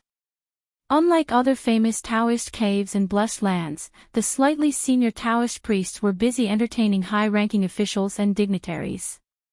How could they have the time to concentrate on cultivation? After the old chief, Wang Zhonglo, Mount Longhu had 2 young new chiefs. However, the incense in Mount Wudong did not decline but instead became more and more prosperous. This made the Taoist and Taoist children on the mountain feel happy. However, with the example of the senior Taoist, they did not feel that they should be condescending when the incense was prosperous. Even the youngest chief in the history of Wudong, Li Yufu, was no different from an ordinary Taoist. Other than personally teaching subjects every day, he often set up a stall to tell the fortunes of ordinary pilgrims. Some illiterate pilgrims also asked him to write letters home. Li Yufu did not refuse any of them and wrote in regular script meticulously. The pilgrims all said that after sending letters, their families became more prosperous. In the beginning, pilgrims from scholarly families advised the people that disturbing the chief would delay the great Taoist master's cultivation to achieve immortality. However, Li Yufu personally comforted the people, saying that cultivation was to cultivate to be an ordinary person. It did not matter if one could not cultivate to become an immortal. Eating, sleeping, reading, and writing were all part of the cultivation, which meant that they were cultivating to be an ordinary person. Once they cultivated to have a normal heart, it did not matter if they could not cultivate to become an immortal. Eating, sleeping, reading, and writing were all part of the cultivation. A maxim began to circulate in Jianghu. The people of Jianghu cultivated immortality, but Mount Wudong cultivated ordinary life. In the temple, Chen Yao, the most senior person of Mount Wudong who was in charge of discipline, stood solemnly at the threshold of the temple. He looked at the statue of Zhenwu, great emperor in the temple. Beside him was Song Jiming, who was more than 140 years old and had experienced 4 chiefs, and Yuxing, the master of the current chief of Mount Wudong, Li Yufu. The 3 Taoist priests looked extremely solemn. Yuxing was a person who could not hold back his words. He whispered to his 2 senior brothers, when His Royal Highness returned to Beiliang after traveling Jianghu for the 2nd time, he kept asking us about the difference between Mount Longhu and Mount Wudong's methods of inviting deities. According to the scale of this grand ritual of Zhou Tian, which deity of Mount Wudong would you like to invite?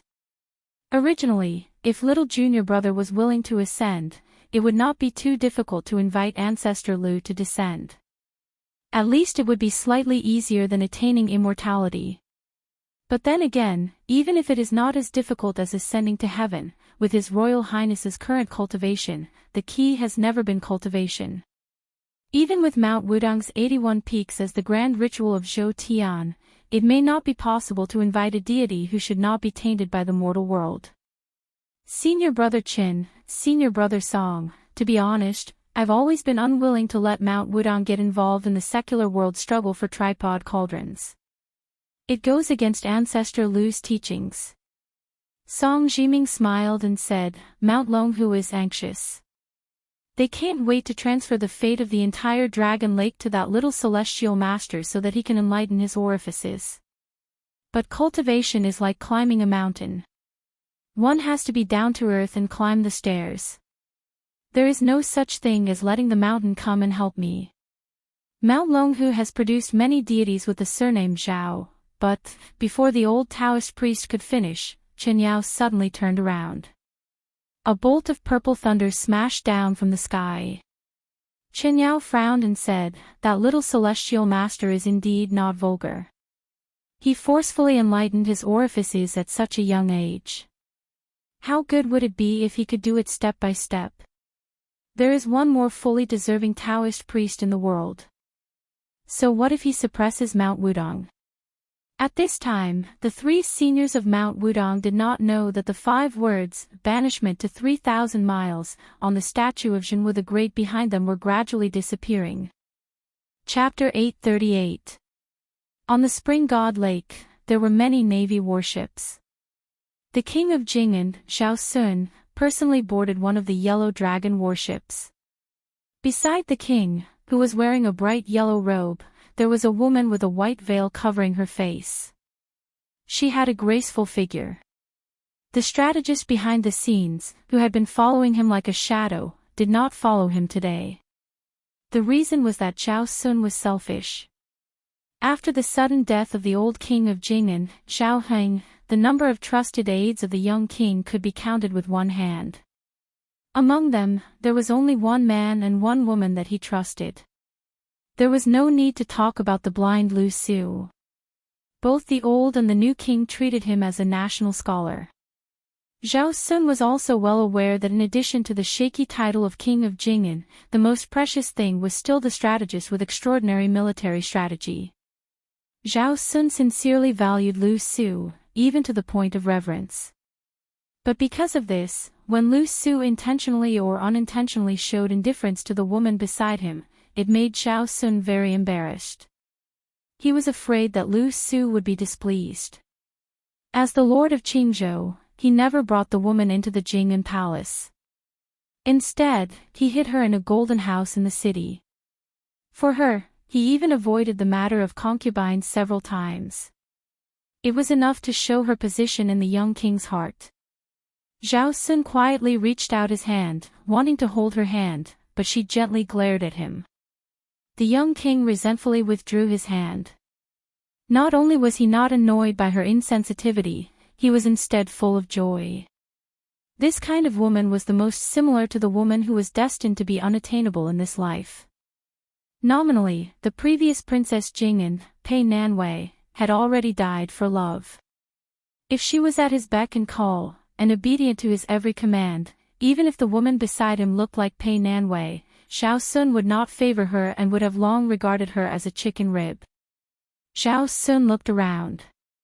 The Qingzhou navy was majestic in his eyes. He was also confident that he could make the Qingzhou navy more powerful than the Guangling navy. At this time, his heart was full of ambition. He reached out a hand and pointed to the river, as if he was talking about the country, and said, "Nanwei, father could not control the Qingzhou navy at all, let alone make the Green Party bow their heads. But I did it, and it only took a year." The woman said with a gentle voice, "Mr. Lu is a pillar of great talent that even Grand Preceptor Sun and Grand Preceptor Zhang have repeatedly praised. Living in Xiangfan is already an injustice. You absolutely cannot have the slightest bit of complaint towards Mr. Lu just because Mr. Lu doesn't like me. If Mr. Lu only listens to your preferences, then people will look down on you." Zhao Sun was even more delighted when he heard this. He nodded, "Don't worry about this. As long as I, Zhao Sun, am rich, I will not let Mr. Lu be poor. What Yan Qi King Zhao Bing can give Nalan Yusi, I can only give Mr. Lu more." The woman coldly reprimanded, "What's the point of saying these flowery words? You know that Mr. Lu does not care about those empty titles. Your temper is too frivolous." Zhao Sun laughed loudly, "That's right. You should calm down." There was a moment of silence. Zhao Sun looked at the 800-li spring Immortal Lake and said in a low voice, "One day, I will give you the spring Immortal Lake." Zhao Sun swears that these words are not false. The corner of the woman's mouth rose. Outside the city of Xiangfan, a group of travelers arrived. 2 carriages passed through the city but did not enter. There were rich men, powerful men, a fat pig, and several retainers who caused people to be intimidated at first glance. Approaching the fork in the reed pond, the 2 carriages stopped at the same time. The old man got off the carriage. He walked with a slight limp and his hands on his hips, which could not hide his hunchback. He muttered to himself, "This is the place where he killed the 11th in the world, Wang Mingyin. And he killed that old woman, Zhao Heng's trusted cavalry with a single spear." The fat pig eagerly approached and said with a smile, "Father, His Highness said that he would draw his sword before he killed, and that he would return it to its scabbard after he killed." Ningame and the 100 Phoenix battalions were completely convinced at that time. The old man with yellow spots on his hands and face smiled. He squatted down and grabbed a handful of soil. Holding it in his hand, he looked at the reeds in a daze. The old man murmured, "After Huang Zhentu brought him back to Beiliang, he told me that this child scolded me every day and was full of resentment. But he always found excuses to go to places where I fought in the past to take a walk and take a look. The fat pig squatted down and felt uncomfortable holding it in. He simply sat down on the ground and said with a smile, "Father, His Highness has a sharp tongue but a soft heart. He is stubborn on the surface, but in his heart, he admires you very much. Most sons are like this." The old man dismissed it with a smile. He tilted his palm and watched the soil slide down. He said softly, "Such a child who has a sword god and a death warrior protecting him, and who is so timid that he doesn't even dare to take off his soft armor when he sleeps. Why did he go to Baimang and risk his life for the fifth raccoon? The night before he went to Baimang, he drank with me. Before he died, he cried and told me that he had a dream that was not a dream. On the top of Quanglu Mountain, there was a celestial being called Zhao Huangchao who had an out-of-body state and killed his mother's soul. He said that sooner or later, he would kill that fellow. When this child first started to practice the saber, I actually did not think highly of him. But I know that revenge is one thing, wanting to take revenge is a matter of course. Whether he can do it or not is another matter. But if he wants to take revenge, whether he will do it or not, whether he will suffer hardships and then give up is another matter. In terms of status, if you add up all the places in Liang and Baimang, or even up to the spring and autumn period and the Central Plains, the number of people who are better than him can't be counted with two hands.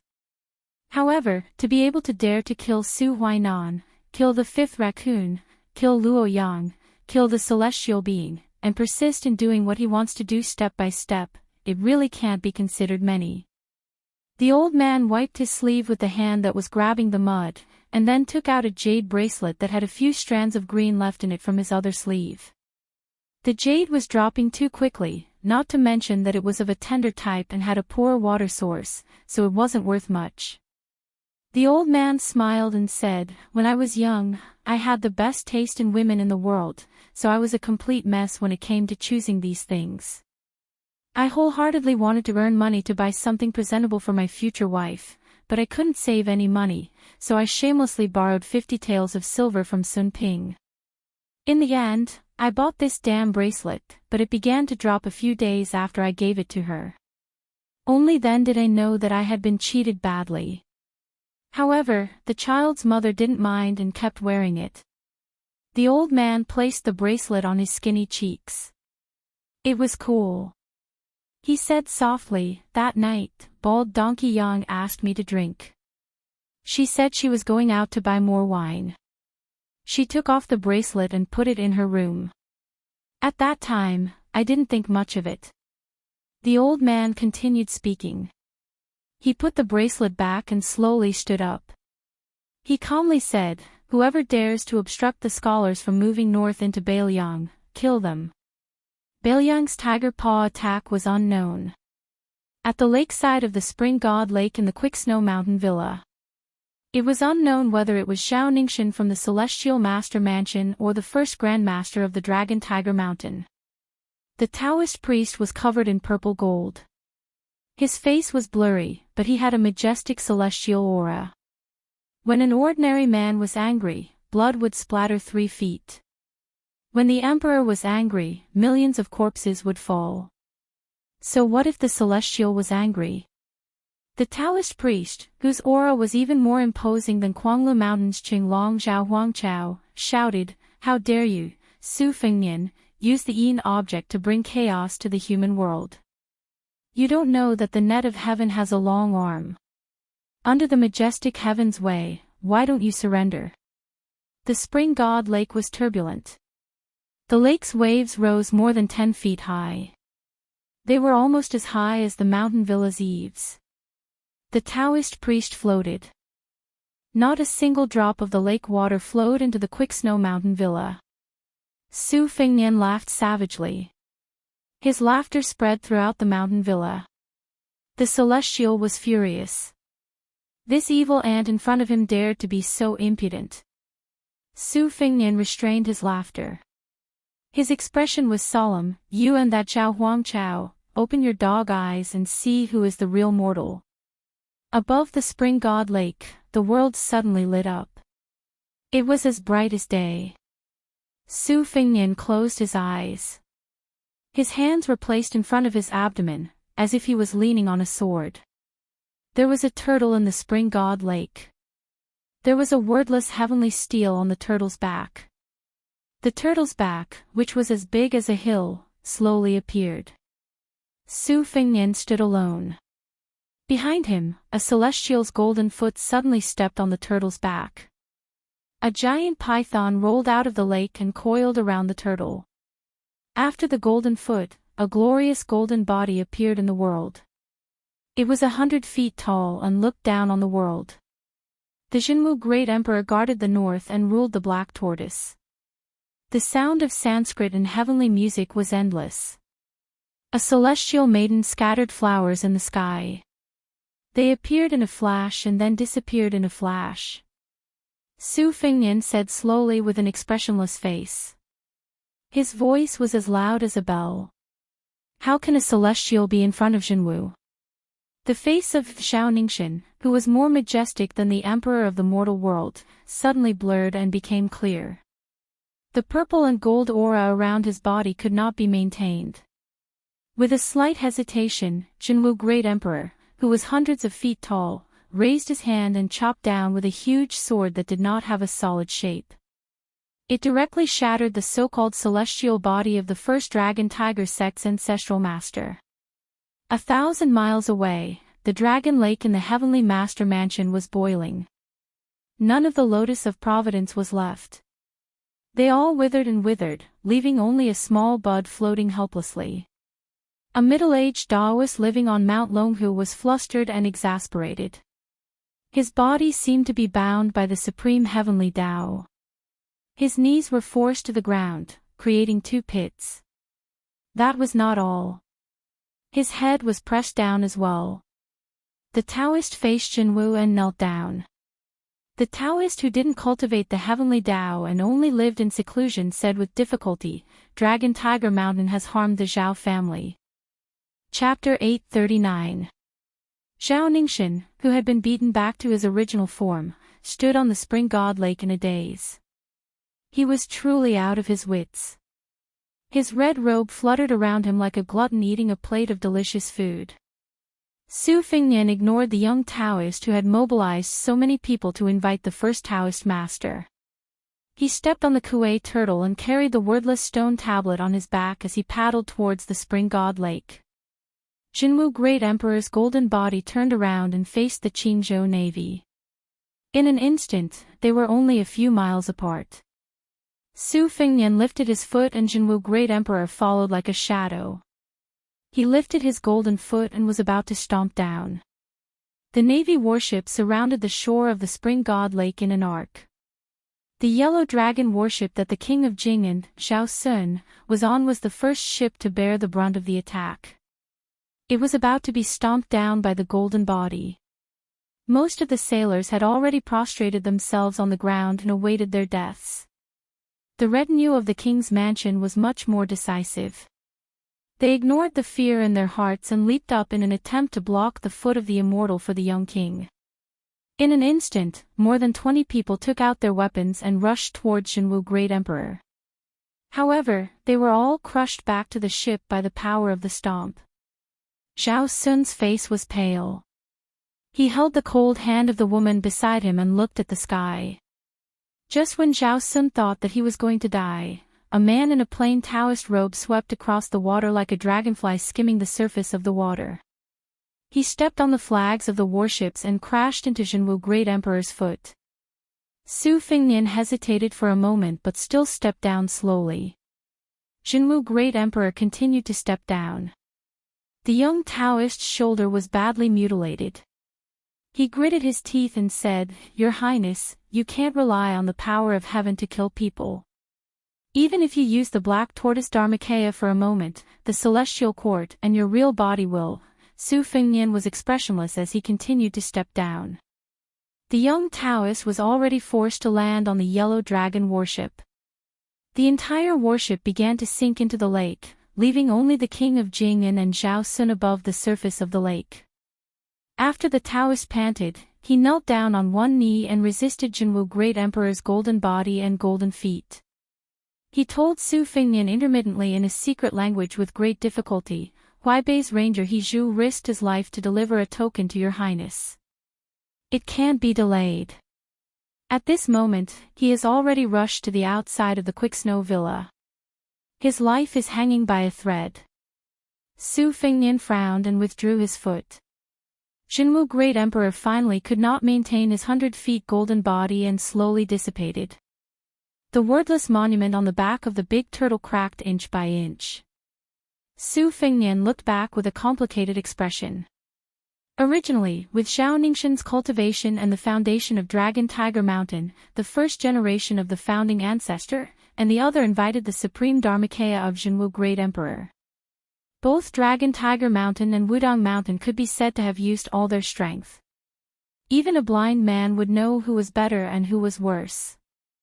Originally, with Zhao Ningxin's cultivation and the foundation of Dragon Tiger Mountain, the founding ancestor could be free and unfettered in the human world for the time it takes to burn 3 incense sticks of incense, while the Jinwu Great Emperor that Su Fingnian invited could only last for half an incense stick's time. However, Su Fingnian did not have much regret about it. Dragon Tiger Mountain and the Emperor of the capital, the two Zhao families, had long been integrated into one. They shared fate and shared honor and disgrace. This time, he just treated it as beating a dog to show his master. Su Fingnian's original intention was to lure the celestial being Zhao Huangchao to the spring god lake one day and kill both the celestial being and the celestial being. Zhao Ningxin was just by accident that Su Fingnian had no choice but to reveal the heaven secret and his trump card. However, Su Fingnian did not have much regret about it. The two Zhao families, Dragon Tiger Mountain and the Emperor of the capital, had long been integrated into one. They shared fate and honor. This time, he just treated it as beating a dog to show his master. Su Fingnian glanced at the young leader of Wudong who was kneeling on the ground to send off Jinwu Great Emperor's 1,000 feet golden body. He did not have any ill feelings towards this young Taoist. In the long run, he had good intentions for stopping him from stepping on the spring god lake. Taking a deep breath, Su Fingnian covered his forehead with one hand. After the sharp pain, he was in a trance for a moment. His mind was as blank as a sheet of paper, as if he had forgotten something extremely important. However, he just could not remember it. Su Fingnian shook his head. Li Yufu staggered to his feet. His lips moved slightly as he sent a secret message, that He Zhu is seriously injured. The sword qi in his body has already formed a shadow. He is only relying on the help of this little Taoist to keep him alive. He will not live for long. Your Highness, please go out of the villa and meet him.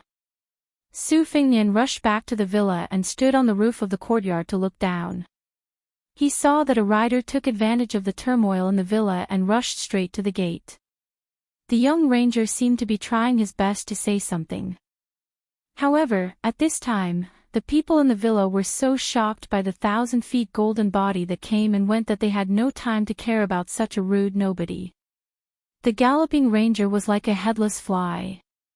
His chest was covered with blood, his face was pale, and he was about to fall off the horse.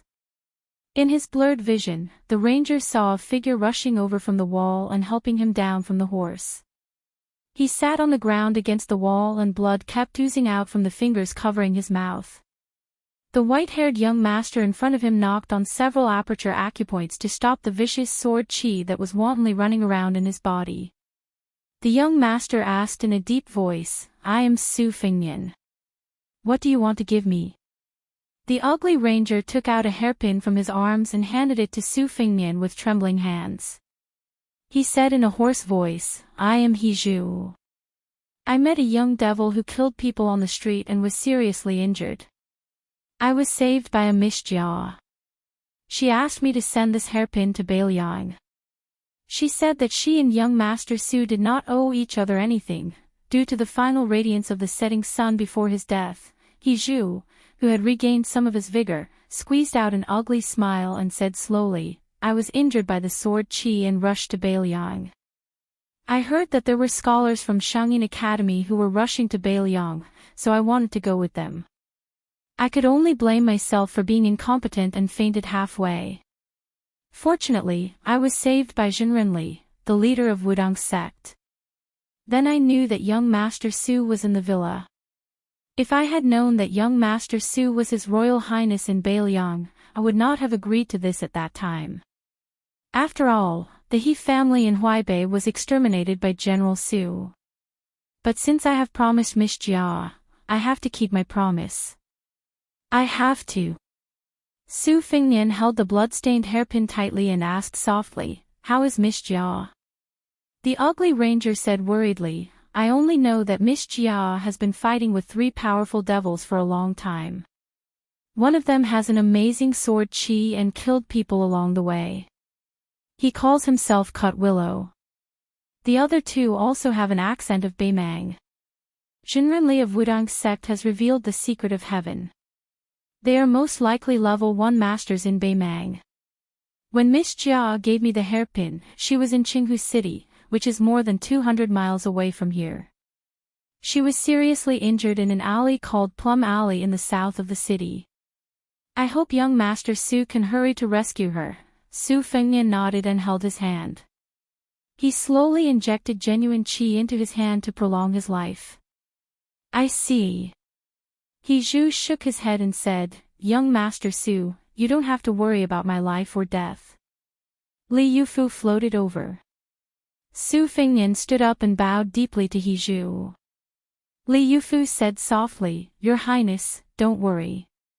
You can go north. Yufu will send Brother He on his last journey. Su Fengnian's hands pressed down lightly, and the ground shook. His body rose from the ground like a rainbow, crossing the sky and crossing the quick snow mountain villa. Li Yufu squatted in front of He Zhu and held his pale face with both hands. The horse, which had been dependent on its master for many years, came to He Zhu's side. It lowered its head and touched He Zhu.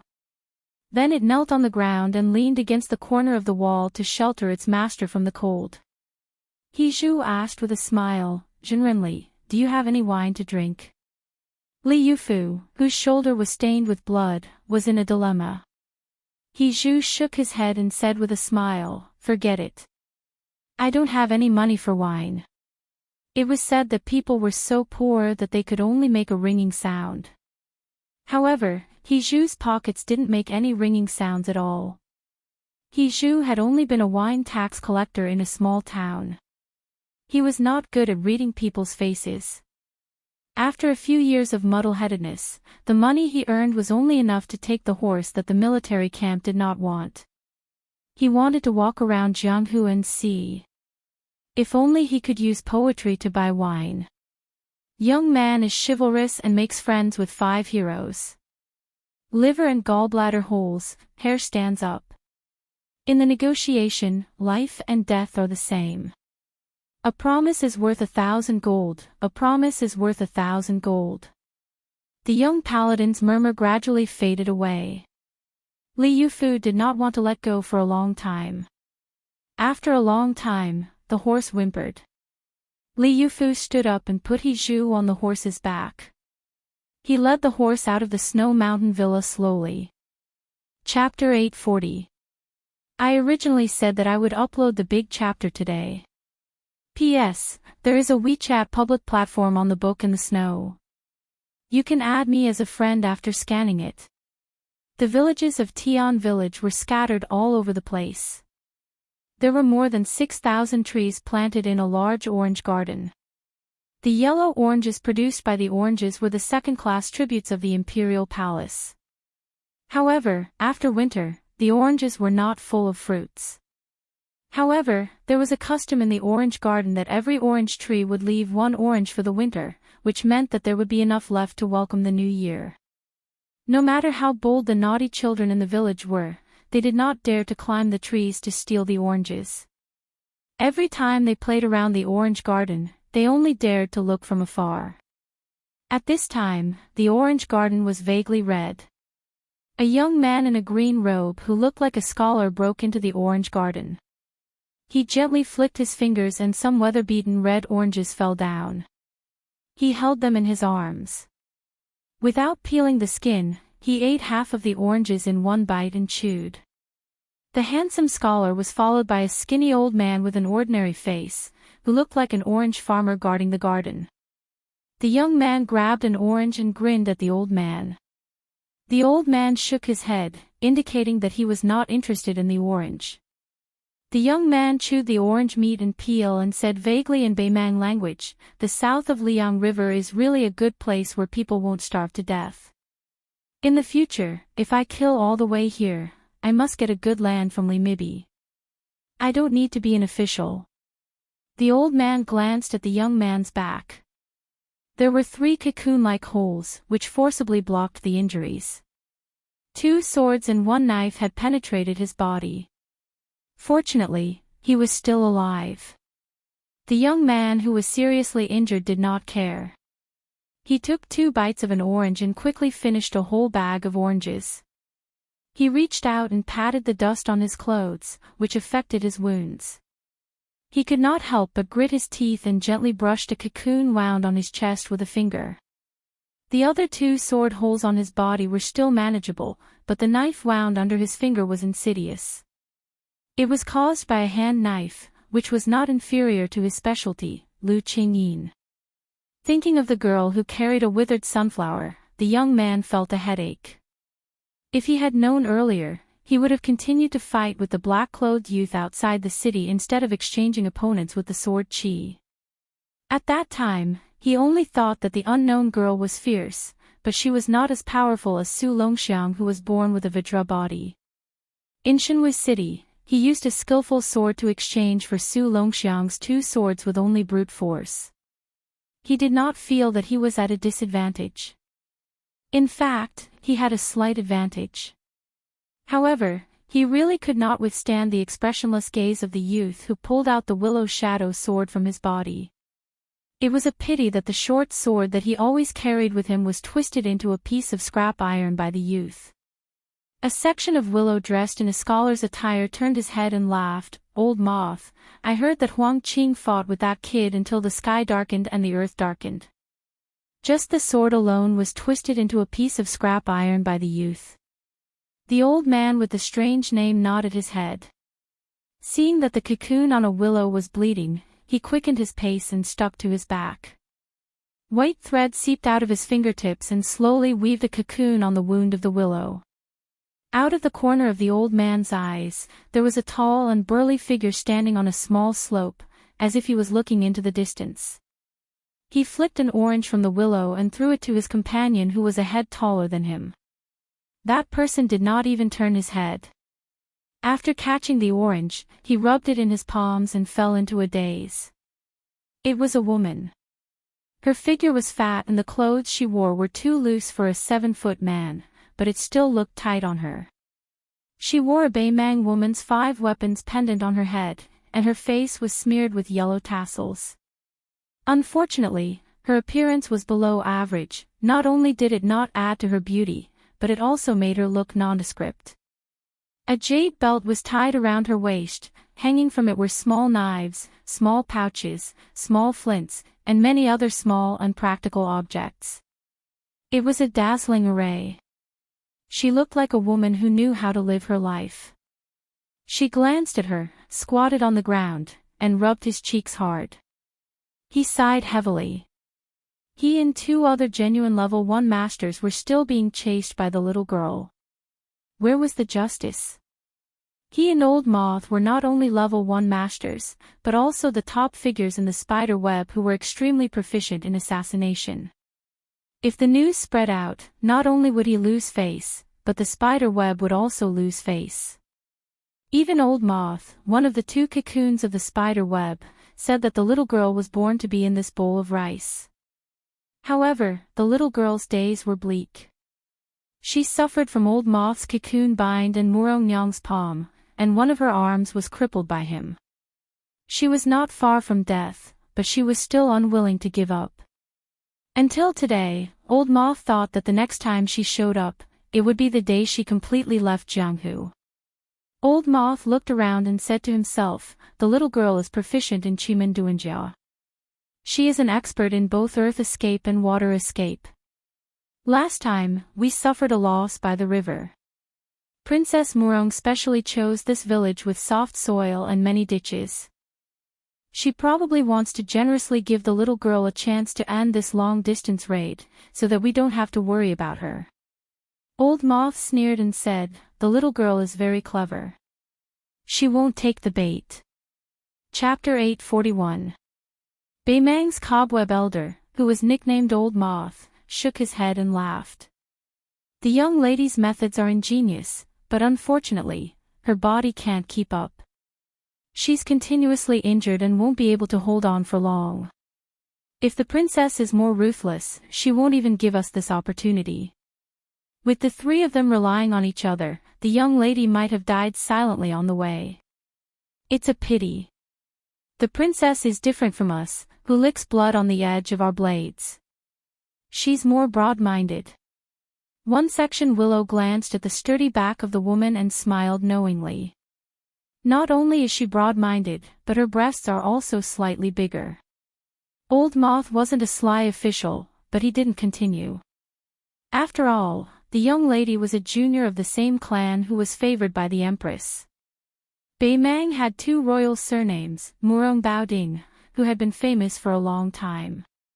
Among the younger generation, there were also martial arts newcomers like Yilu Dongshuang and Murong Longshui. Their cultivation realms were even higher than Tuoba Chunsun, who had just entered the Vajra realm. Although Princess Murong's looks were indeed a little out of the ordinary, she had a good reputation in Beimang.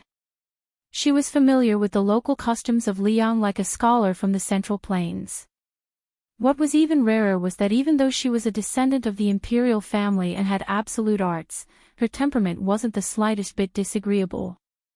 If it were any other lady of the imperial family who heard one section Willow's criticism, they would fly into a rage out of humiliation on the spot. The woman who was as famous as Yilu Dongchuang was flipping oranges in her palm. For some reason, she thought of something. Her aunt smiled and asked her, if Beimang annexed Liang, they would inevitably be affected by the customs of the Central Plains. How long would the Beimang men be able to continue practicing martial arts? If they couldn't even hold on for 100 years, what was the point of Beimang marching south? At that time, there was also a princess who liked marten headscarves. Her answer was that millions of people would die in exchange for the unification of Great Qin in the next 100 years. It would be a profit, not to mention that her aunt's name would be remembered for 1,000 years. No matter how lousy a shopkeeper or scheme was, it wouldn't be a loss. Murong Longshui clearly remembered that when the lady, who was also a princess, said this, her eyes were sharp as she looked at him provocatively. Murong Longshui's mood became a bit gloomy. During this journey with Senior Yilu and Spiderweb, they were constantly harassed by that little girl. Yilu was obviously annoyed. In the dangerous battles, she had killed more than 30 innocent women and children. Even though she wasn't happy about this, she couldn't say anything. Beimang and Liang seemed to be peaceful on the surface, but that was only because of the lives of hundreds of thousands of soldiers. During the several expeditions to the north, the soldiers who died in battle didn't have time to bury their bodies and had to dig up graves. Over the years, the people of Beimang had dug up their graves countless times. They shouldn't implicate their wives and daughters, and the dead were more important. It was better to squash enmity than to keep it alive. Many of these universal principles were not worth mentioning in the face of national enmity. Murong Longshui had traveled alone to Beimang many times and had seen many children in the north. Even though their ancestors had stayed away from the chaos of war for generations, when Liang was mentioned, they would all grit their teeth and look ferocious. There was not a single bit of innocence to speak of. One of the tribes spent a lot of money to buy a Central Plains woman who had been kidnapped to Beimang. She had been pregnant for several months, but she was cut open and died. A group of youths who weren't familiar with horse riding wantonly stepped on her corpse. Murong Longshui, who suddenly came back to his senses, saw the scene in his field of vision and was clearly stunned. A skinny girl carrying a withered sunflower walked over lightly. The closest Murong Longshui got to her was when he was escorting a branch of willow to escape. In an alley, he was slashed diagonally by the little girl's hand blade. Even though he crossed his arms to block the attack, he was still sent flying several feet away. However, the girl did not have it easy either. She was bound by one of the twin cocoons of the spider web. Murong Longshui did not care about bullying her with numbers. After rolling, he bounced back up and landed a solid palm strike on the girl's body. The young assassin smashed through the alley wall and disappeared in a flash. Murong Longshui did not care about bullying her with numbers. After rolling, he bounced back up and landed a solid palm strike on the girl's body. The young assassin crashed into the alley wall and disappeared in a flash.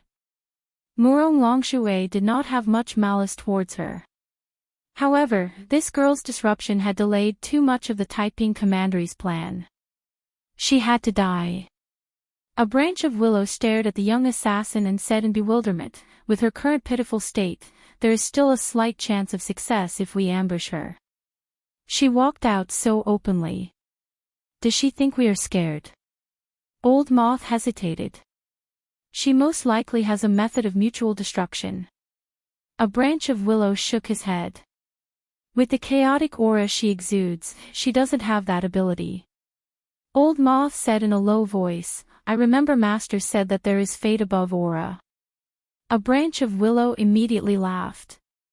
"Princess Murong, this girl is already an arrow at the end of its flight. I'll leave her to you." Although he said so, the 3 first-rank masters began to spread out quickly. Murong Longshui, who was walking down the slope, was in the middle. A branch of willow and Old Moth were on the left and right respectively. They were prepared to surround the girl who had crashed into a place of certain death. The girl who was carrying a branch moved her lips slightly. She seemed to be calculating the distance between them. The 4 of them looked up almost at the same time.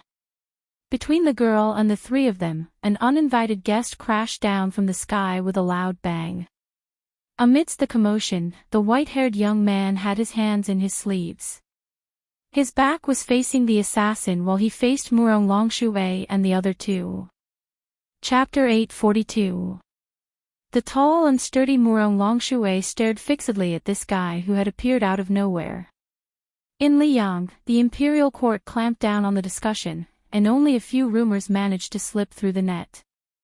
Therefore, the discussions about the Crown Prince of Beiliang were mostly superficial. They talked about how domineering he was in Great Peace City and how he made enemies with the students of the Imperial College. However, Beimang was completely different. It was precisely because of this guy's trip to Beimang that the world was turned upside down. Murong Longshui and the old enemy with the surname of Yelu were both interested in Liang because of him, so they personally went down south. No matter what kind of dishonorable and crooked method this person used to kill Raccoon Diwu, Murong Longshui still admired him. If she put herself in his shoes, she believed that if she went up against Tuoba Chunsun, who was protected by 2 great demons, the Rainbow Python and the Lightning Spear, then she would have a slim chance of survival. Murong Longshui hesitated for a moment and stared at this man of the same age who was tired from traveling and whose lips were chapped. Before a fierce battle that was destined to be a life-and-death battle, she smiled and threw the tangerine in her hand out. She thought that if this man generously accepted the tangerine and ate it before fighting, it would be a wonderful thing that could accompany drinking in the future. He naturally had a heroic demeanor of not caring about life and death. However, the tangerine had just been thrown into the air when it exploded, splashing juice all over Murong Longshui. Murong Longshui furrowed her thick brows.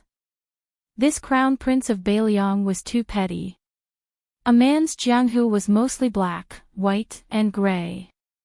A woman's jianghu was filled with many different thoughts. Murong Longshui was no exception.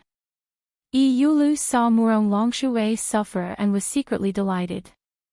His mind was filled with the comical scene of a handsome guy being pressed down by a 200 kilograms female warrior and beaten into a pig head. Old Moth was not as carefree as Old Moth.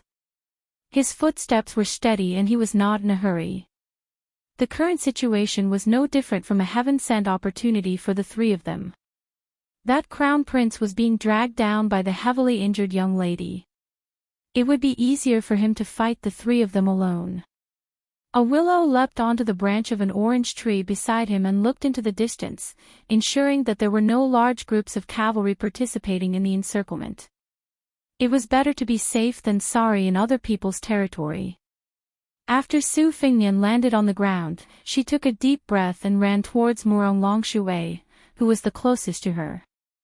Along the way, she bypassed several orange trees that were bleak and desolate. Unlike Su Fingnian, she was so agile that she crashed into Su Fingnian. The two of them instantly collided. Su Fingnian pushed Murong Longshui's knee down with one hand and her 5 fingers were like hooks, slashing at Murong Longshui's thigh fiercely. The moment before the flying swords pierced into Murong Longshui's body, a willow that had been leisurely gathering branches from a distant orange tree finally made its move. It threw branches at Murong Longshui and Murong Longshui, who were in the middle of a fierce battle, accurately blocking the attacks of the flying swords. Murong Longshui crossed her arms to protect her cheeks. The orange tree was shattered inch by inch, and the sky was filled with broken branches. Murong Longshui ignored the bone-piercing pain and rushed over to Murong Longshui's chest. In the blink of an eye, Su Fengnian made a decision that would cause both of them to lose.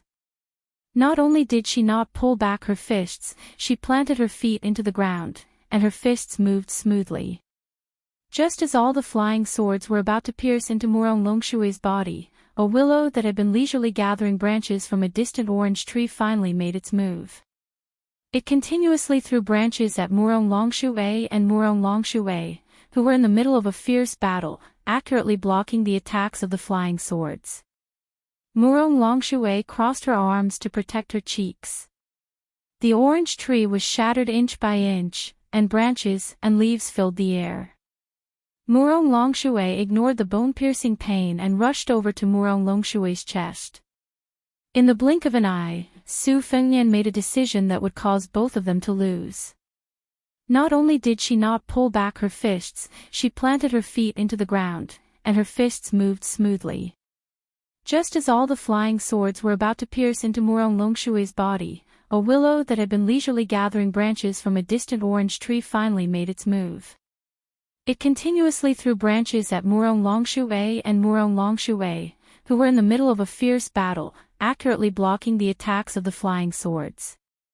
Murong Longshui crossed her arms to protect her cheeks.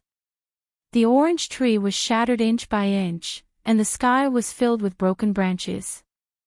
Murong Longshui ignored the bone-piercing pain and rushed over to Murong Longshui's chest. Su Fengnian's fists collided with Murong Longshui's chest. She instantly made a decision that would cause both of them to suffer loss. Not only did she not withdraw her fists, but she also realized that the flying swords within 10 feet were like locusts. Su Fengnian pointed his forehead downwards and knocked on Su Fengnian's head. Murong Longshui's majestic body swung backwards, but his arms were held back by Su Fengnian, not giving him a chance to escape. Murong Longshui roared angrily and shook his arms, causing ripples to spread out and shake off the restraints. Su Fengnian's 10 fingers drew 10 bloody grooves on her arms so deep that her bones could be seen. Murong Longshui lowered her head, and her thigh-thick arms quickly wrapped around Su Fengnian's shoulders. If anyone saw this, they would mistake it for a lover's warm embrace, and it would be difficult to tell that there was killing intent hidden in all directions. Murong Longshui's body fell backwards, pulling Su Fengnian's entire body into the air. He tried to send Su Fengnian's head into the mud. Su Fengnian's hands gently patted on the wet mud, and in an instant, it was as if fog was rising in spirals. Murong Longshui's attempt to distance herself from Su Fengnian, and at the same time, she also wanted to throw herself under the willow's shade. Murong Longshui, who was lying in the snow and mud, let go of her hands. She wanted to get up like a carp and take the initiative earlier than Su Fengnian. Su Fengnian, who was originally head down, instantly flipped her body upside down after that pat. Both of her hands pressed against Murong Longshue's cheeks, and the two of them looked at each other. It was another scene that was brewing under the illusion of warmth. Previously, Murong Longshue had caught a tangerine that Willow had tossed to her and rolled it in his palm. This time, it was exactly the same. Su Fengnian seemed to want to treat her head as an orange. Murong Longshue's expression changed drastically, and in an instant, her fists and knees were like a torrential downpour. Ever since she debuted, the extraordinary woman from Beimang, who was known for her close combat skills, actually only wanted to distance herself from Su Fengnian. However, no matter how fierce her attacks were, Su Fengnian only supported her head and closed the gap between her palms inch by inch. His body remained unmoving, and he received all of Murong Longshue's thunderous attacks. Willow, who was squatting on a branch in the distance, had an uncertain expression. He still had a handful of tangerine branches in his hand, and seemed to be weighing the pros and cons. He did not immediately help the woman who was in danger. Previously, Old Moth had taken advantage of the gap to stretch his arms and wander around the tangerine forest, and no one knew what he was writing. Old Spider Web was obviously more careful than Willow, who was watching the fire from the other side of the river. He kicked down an orange tree and stabbed it towards Su Fengnian's back. Murong Longshue, who did not dare to hold back, used all of his strength to punch Old Spiderweb's chest. Coincidentally, the tangerine tree stabbed into his back. The punch and the tree pulled each other together, and according to common sense, even if Old Spiderweb's body was like a diamond, his heart would be smashed and he would die on the spot. After Old Moth kicked out, he turned his head and glared at Willow. Willow rolled his eyes and swept to the side of Su Fengnian and Murong Longshue. However, Su Fengnian was unexpectedly unscathed. He finally took a step back and was willing to let go of Murong Longshue's big head. His hands slid down and held her cheeks up. Murong Longshue, whose body was full of qi, was lifted off the ground. Su Fengnian slowly walked to her side and swept a leg across the Beimang commandery princess's abdomen. Her tall and sturdy body bent in a deformed arc in the air and then shot towards Willow, who had rushed over to rescue her. Willow ignored the commandery princess's precious body and fell rapidly. At the same time, Old Moth put his thumb and index finger together and drew an inexplicable straight line in front of him. No less than 100 tangerine trees were uprooted and thrown at the lone Su Fengnian, and then exploded in the air. Willow's mouth curled up and his 10 fingers played the strings. He was full of sword qi. The chaotic sword qi overflowed between heaven and earth like the Milky Way flowing in reverse, forming a cage with nowhere to hide. Su Fengnian stepped out and bent his knees slightly. It was as if he was carrying a cauldron on his shoulders. His hands lifted up into the air. With him as the center, the ground of hundreds of feet was lifted up. A rising curtain of mud faced the torrential sword qi that poured down in torrents. It was like an umbrella blocking the rain. Willow held a branch with both hands and coincidentally stabbed down at the center of the umbrella above Su Fengnian's head. Making use of the opportunity, Willow's shade. Su Fengnian looked up indifferently and stared straight at the famous killer of Beimang. Willow guessed that the situation was strange and immediately stopped his attack. He would rather give up the rare opportunity than risk his life. However, just as Willow withdrew his sword, he clearly saw a scheming smile appear at the corner of that guy's mouth. In an instant, Willow stabbed down again based on intuition. When the branch in his hand touched the space between Su Fengnian's eyebrows, Willow's heart calmed down. The branch had already pierced half a fingernail into the space between his eyebrows. Willow's eyes were sinister and wild with joy. The two of them were only a few feet apart, but the branch suddenly could not move forward at all. Willow did not lose his composure and wanted to withdraw his branch. However, a person in a red robe stepped on his back fiercely. Su Fengnian's fingers touched each other and pierced Willow's chest. Then, he gently tore outwards. Willow's corpse was torn apart in the air. A large pool of blood splattered on Su Fengnian's face. Su Fengnian was still expressionless and did not say anything. He only shook his wrists and silently shook off the blood on his hands. He looked at the two remaining Beimang masters in the Orange Garden. Chapter 843. Seeing a section Willow being torn apart, Old Moth was flabbergasted. The great leader of the spider web, Li Mibi, had personally given the order for the three of them to work together. There was a reason behind this. Junju Murong Longshui possessed the physique of Vajra and was an expert in close combat. Together with a section Willow, who was proficient in assassination, they were almost flawless. With the help of Old Moth, who was one of the two cocoons, he was an experienced man. He could add some icing on the cake or do some shady business to fill in the gaps. Even if they were up against two masters of the Liyang Finger Mystery Realm, they could still fight. Even if a section Willow was hit by two swords and a saber, which severely damaged his combat power, Old Moth did not believe that he could break the stalemate within the time it took for a stick of incense to burn. A battle to the death between experts was not only a battle of strength but also a battle of wits.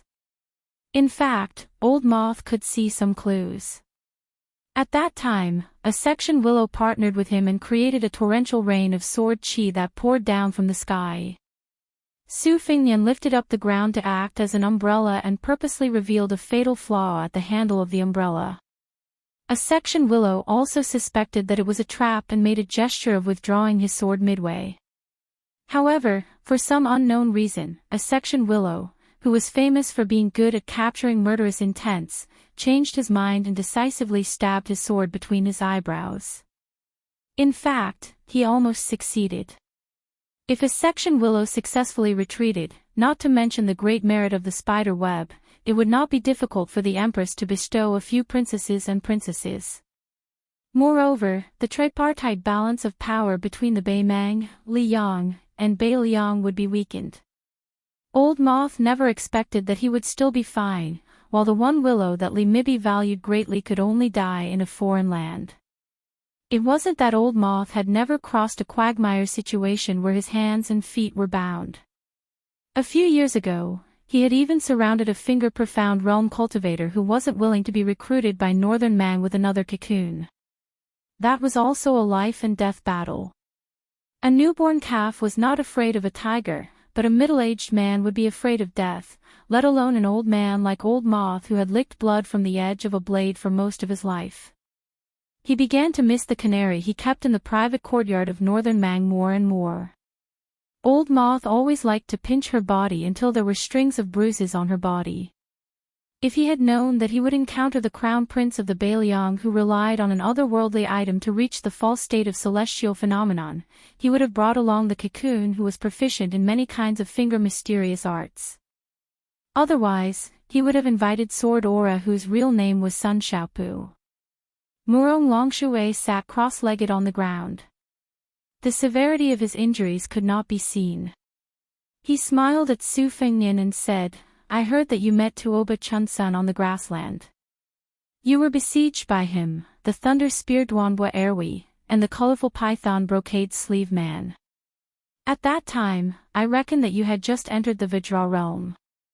Unexpectedly, you killed one of them. I believe you, but I have always been curious about how you did it. Now I somewhat understand that my trip to Liyang was not in vain." Su Fengnian leisurely walked toward Old Moth and said to Murong Longshui, "That time, I was chased around like a dog. Duanbua Erwi's thunder spear even pierced a hole in my body. It was a bit miserable. But to be honest, after killing the devil Xiaoling at the Duck Head Green Inn, I am not too afraid of the so-called first-grade masters. After all, I have fought with Luo Yang and the fifth raccoon. So, it doesn't matter whether I am a fox borrowing the tiger's might or not. I don't expect to kill all of you in one breath. But if we have to talk about who will pay a bigger price, it will definitely be you who are unfamiliar with this place after a long time. Murong Longshui stood up and said playfully, regarding the matter of cultivation backfeeding, there seems to be a saying that the well water does not interfere with the river water. Regarding the death of the fifth raccoon, I once asked the Qilin spiritual master about it. The imperial preceptor said that the well water in your body has dried up and there is not a drop left. Naturally, the water from the princess tomb's otherworldly item will flow backward. If it were someone else, their meridians would have exploded. However, I don't know if I misunderstood or if His Royal Highness is scheming against us again. He deliberately used a trick to make it seem like your well is not dry anymore. If you continue to let the Zhu robe otherworldly item instill cultivation into your well, I am afraid that it will leave irreversible sequelae. If we take risks again and again, we will eventually lose the right path of the art of war. Today, a willow horse has lost its front hooves. Tomorrow, it might be His Royal Highness who has a great king of Beiliang in his pocket. Su Fingnian stopped and said with a smile, "You can see that." Murong Longshui was slightly stunned and seemed to be a bit annoyed. He pointed at Su Fingnian's hair and said, "Your Highness, aren't you asking the obvious? Your white hair is showing signs of turning black. Even a blind person can see it." Su Fingnian nodded and then shook his head. Using his familiar Northern Mang accent, he said, "You didn't guess wrongly. After I lost the Great Yellow Court, I finally started to recover my vitality. Logically speaking, I shouldn't create unnecessary trouble at this time. However, you, Murong Longshui, the Northern Mang princess, the precious daughter of Murong Baoding, came to Liyang to assassinate me. Moreover, there was Sword Qi near Huangqing, a section of Willow, and this Cobweb Senior in front of me. I don't know why you guys didn't make a move in Great Peace City and Divine Martial City, but you probably don't want to return empty-handed. Most likely, you guys will continue to oppose me shamelessly. Since I finally gained the upper hand today, even if I kill 1,000 enemies and lose 800 of my own men, I will still gain 200. After I return to Northern Liang, it doesn't matter whether I am a second-grade martial artist or a first-grade martial artist." Murong Longshui's eyes were sincere as he smiled and said, "To be honest, Spiderweb sent out 2 cocoons and several poles to the south this time. Their original intention was to assassinate your highness, but they were stopped in Great Peace City, so they didn't dare to act rashly. However, I didn't plan on getting involved in this mess from the start. I went south to investigate the demon Luo Yang's whereabouts and confirm whether Broken Spear Dang Mao and Yellow Dongchuang followed Luo Yang out of Beimang. After Han Diaoxi was killed by your highness outside of Shenwu City, Spiderweb completely gave up on the idea of fanning the flames. Instead, they turned to investigate the plans of the greatest threat to Beimang, Luo Yang. However, Su Longxiang and the little girl behind your highness made things difficult for us. We are also very troubled. After these 2 fights, Beimang didn't know whether to laugh or cry. Right now, Luo Yang should have sensed that Spiderweb was going to deal with this. If Spiderweb retreated back to Beimang unscathed, Grandpa Li would be so worried that he would break many of his roots. As long as your highness is willing to watch from the side and watch the tigers fight, Murong Longshui will owe your highness a favor. How about it? Su Fingnian said in surprise, "Isn't Yellow Dongchuang a relative of Beimang's imperial family? How did he get involved with Luo Yang?" Broken Spear Dang Mao is an expert ranked even higher than Human Cat on the martial rankings. Why would he be a pawn for Luo Yang? Why don't you have the arrogance of a top expert? Murong Longshui smiled bitterly. "What your highness is asking is exactly what I wanted to know when I secretly infiltrated Liyang." Su Fingnian narrowed his eyes and joked, "Murong Longshui, our statuses are roughly the same. Look, when I went to Beimang, I killed 2 of the top 10 demons of the demonic path, as well as the mountain lord of Soldier Mountain. Aren't you envious?"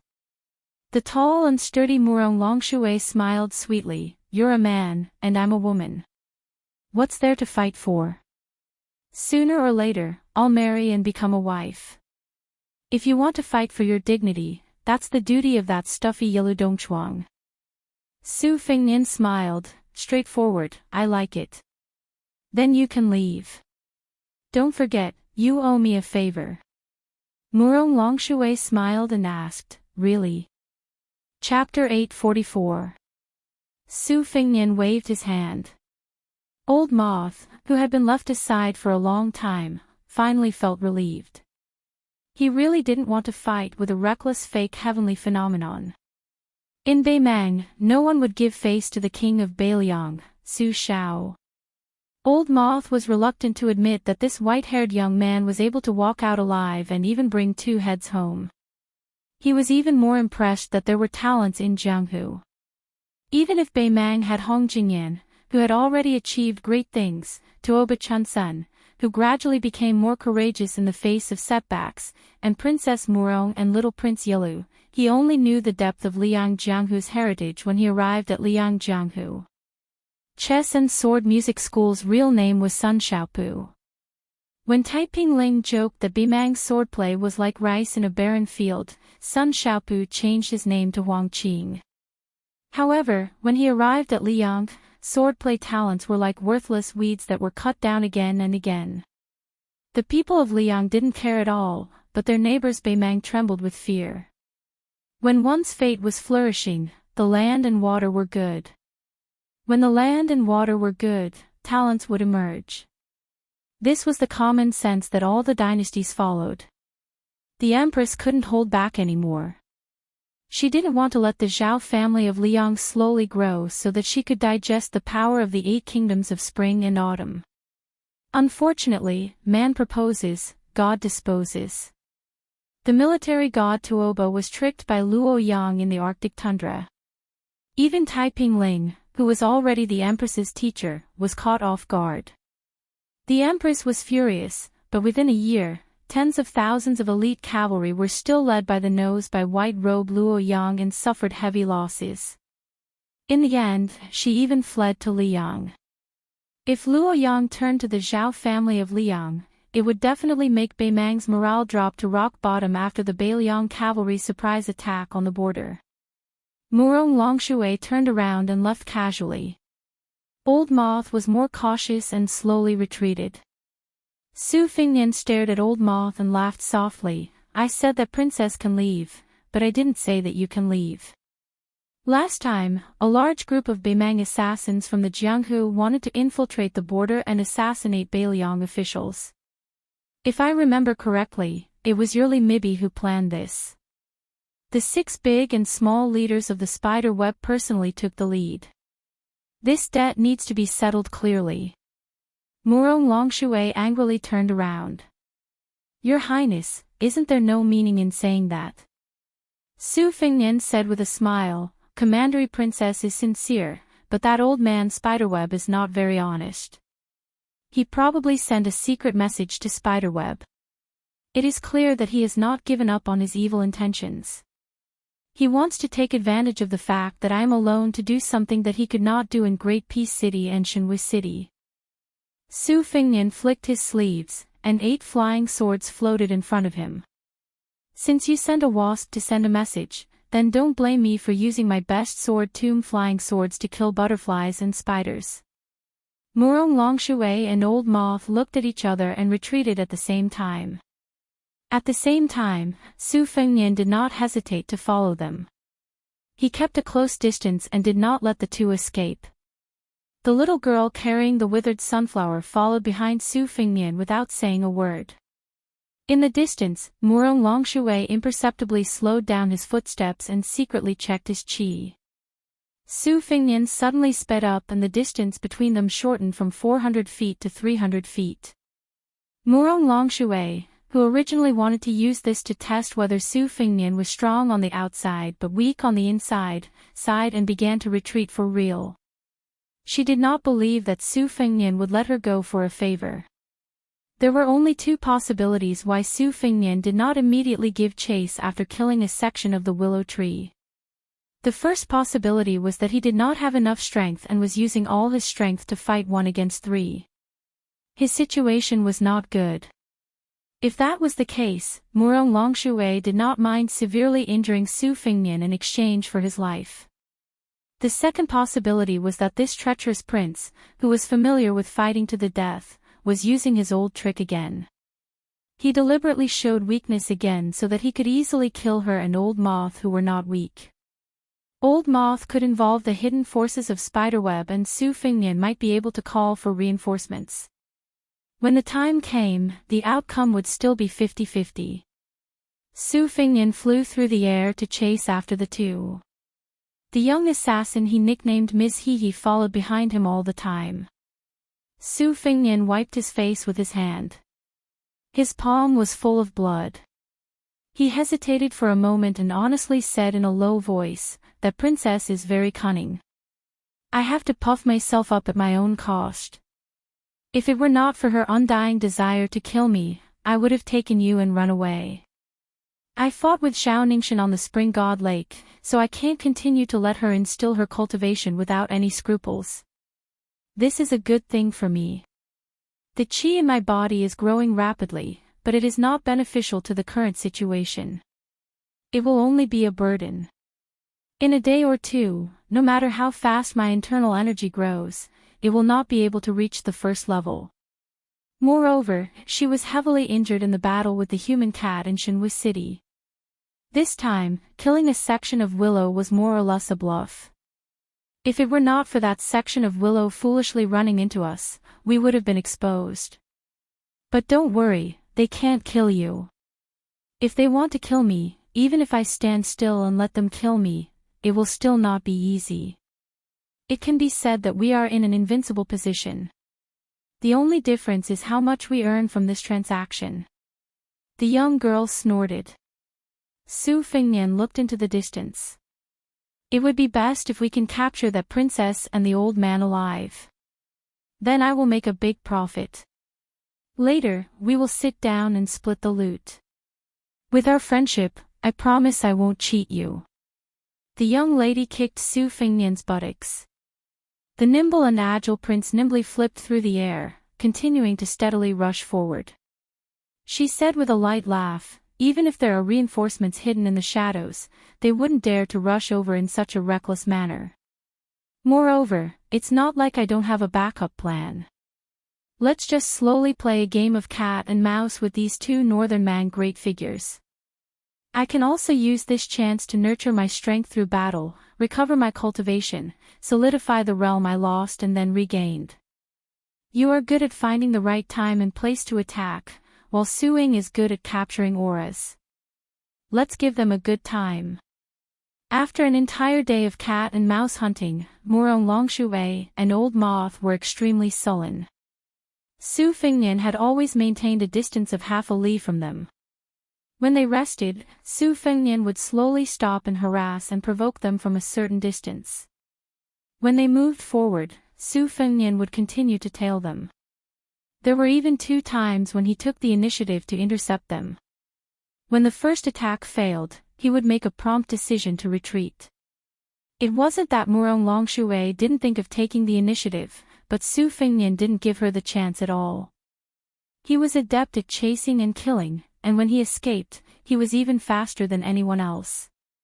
If there was a section of Willow present, and both sides had a certain chance of winning, Murong Longshui and Old Moth wouldn't have been so passive. However, there weren't so many ifs in the world. In the night, Murong Longshui was washing his face by a stream in the depths of the wild forest. Su Fengnian was squatting on a large rock more than 100 feet away. He even had the leisure to worm his way into being friends with the princess of Beimang, persuading her not to be a princess, but to find a scholarly man in Beiliang and marry him. This made her so angry that her teeth itched. At that time, Old Moth had wanted to take a detour and launch a sneak attack, but he was blocked by a red robe. 3 days later, the two sides entered a town one after another. Murong Longshui was still fine. With the support of his diamond body, his complexion was still good. However, Old Moth, who was on tenterhooks, couldn't help but look dispirited. Su Fengnian casually stole 2 mink hats of different sizes from the market. He put one on himself and pressed the other on the little girl's head. The furry mink hat covered her eyebrows and forehead. If the sunflower on her shoulder wasn't mentioned, she looked somewhat like an ordinary girl. Chapter 845. Murong Longshui had not had a drop of water for 3 days and 2 nights. Since he could not get rid of the pair of maggots behind him, he might as well choose a restaurant in the busy city. He took out an ingot of gold from the small pouch on his waist and tossed it to the waiter, telling him to keep the change. He ordered a table of sumptuous food and wine and sat down by the window. Whether it was his extravagant spending or her rare mountain-like figure, they were all very eye-catching. Murong Longshui did not see that bastard outside the window, so he was happy that he did not see and did not feel annoyed. He only cared about eating large pieces of meat. On the other hand, the spider moth chewed and swallowed slowly. A few diners nearby were whispering and commenting on Murong Longshui. They were not very polite and reserved in their words. The spider moth had accumulated quite a bit of anger in the past 3 days and wanted to quietly teach this group of rude people a lesson. Murong Longshui gently shook his head and drank a large mouthful of soju wine that he had never tasted before. He held it in his mouth and was not in a hurry to swallow it, slowly savoring the taste. Out of the corner of his eye, he saw an endless stream of people in the busy city. The small families were also wearing silk and satin. Murong Longshui was somewhat entranced. After the spring and autumn turmoil ended in Liang, the brocade and colored silk obtained from the western Shu, the southern Tang, the eastern Yu, and the other 3 places amounted to millions of bolts. These years, the Zhao family of Liang was much more lax in customizing the clothes of the common people compared to the previous dynasties. Murong Longshui swallowed the wine, pursed his lips, and softly murmured, "What a picture of peace and prosperity." Behind a green wall less than 5 feet away, there were only a few pedestrians. Su Fingnian, wearing a mink hat, was squatting at the corner of the wall, chewing a scallion pancake as he muttered vaguely. Without delay, he raised his sleeve, like a small squad leader pretending to be a soldier on the battlefield, giving orders to a few flying swords floating in front of him. With a flick of his finger, 3 of the swords flew along the wall and out of the alley. In an instant, they pierced through the window and pierced straight at Murong Longshui through the window. Old Moth's finger lightly tapped on the table, and wisps of white mist appeared between the flying swords and the princess. The 3 naughty flying swords were unable to succeed, so they turned back the way they came. As soon as the first wave left, the second wave came. This time, the 3 swords came at a tricky angle, and after piercing through the window, they quickly scattered. Old Moth immediately knocked on the table in a hurry. The 3 swords came and left in a hurry, but the third wave came in the blink of an eye, never tiring. This made Old Moth, who was focused on concealment, more and more tired of dealing with them.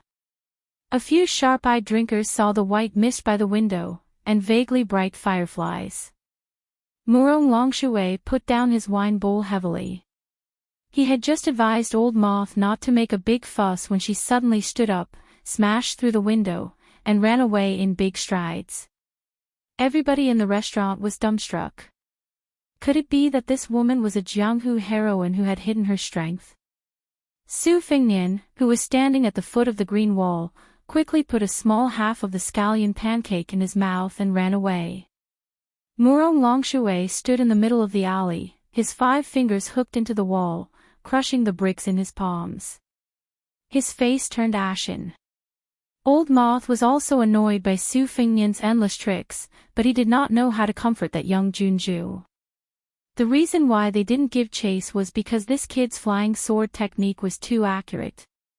Within 10 zhang, the flying swords hovered just right in front of them, quietly waiting for their prey. 8 flying swords, that was the starting point of 8 traps. Old Moth could not help muttering, "It's really chasing a dog that randomly shits." Wherever you go, you have to worry about your shoes being stained with dog poop. If you don't chase, he'll just bark a few times behind your butt. He's really hard to deal with. Murong Longshui was amused by this vulgar metaphor, and the haze in his heart dissipated. At the end of the alley, that guy seemed to have noticed that the two did not have the intention to pursue and fight. He appeared with a mischievous smile and leaned against the wall. After finishing the scallion pancake, he casually wiped his greasy fingers on his mink hat and kindly reminded them, "You two immortal couples still haven't made up your mind? When I call over thousands of Bailiang cavalry, each of them spit a mouthful of saliva to drown you.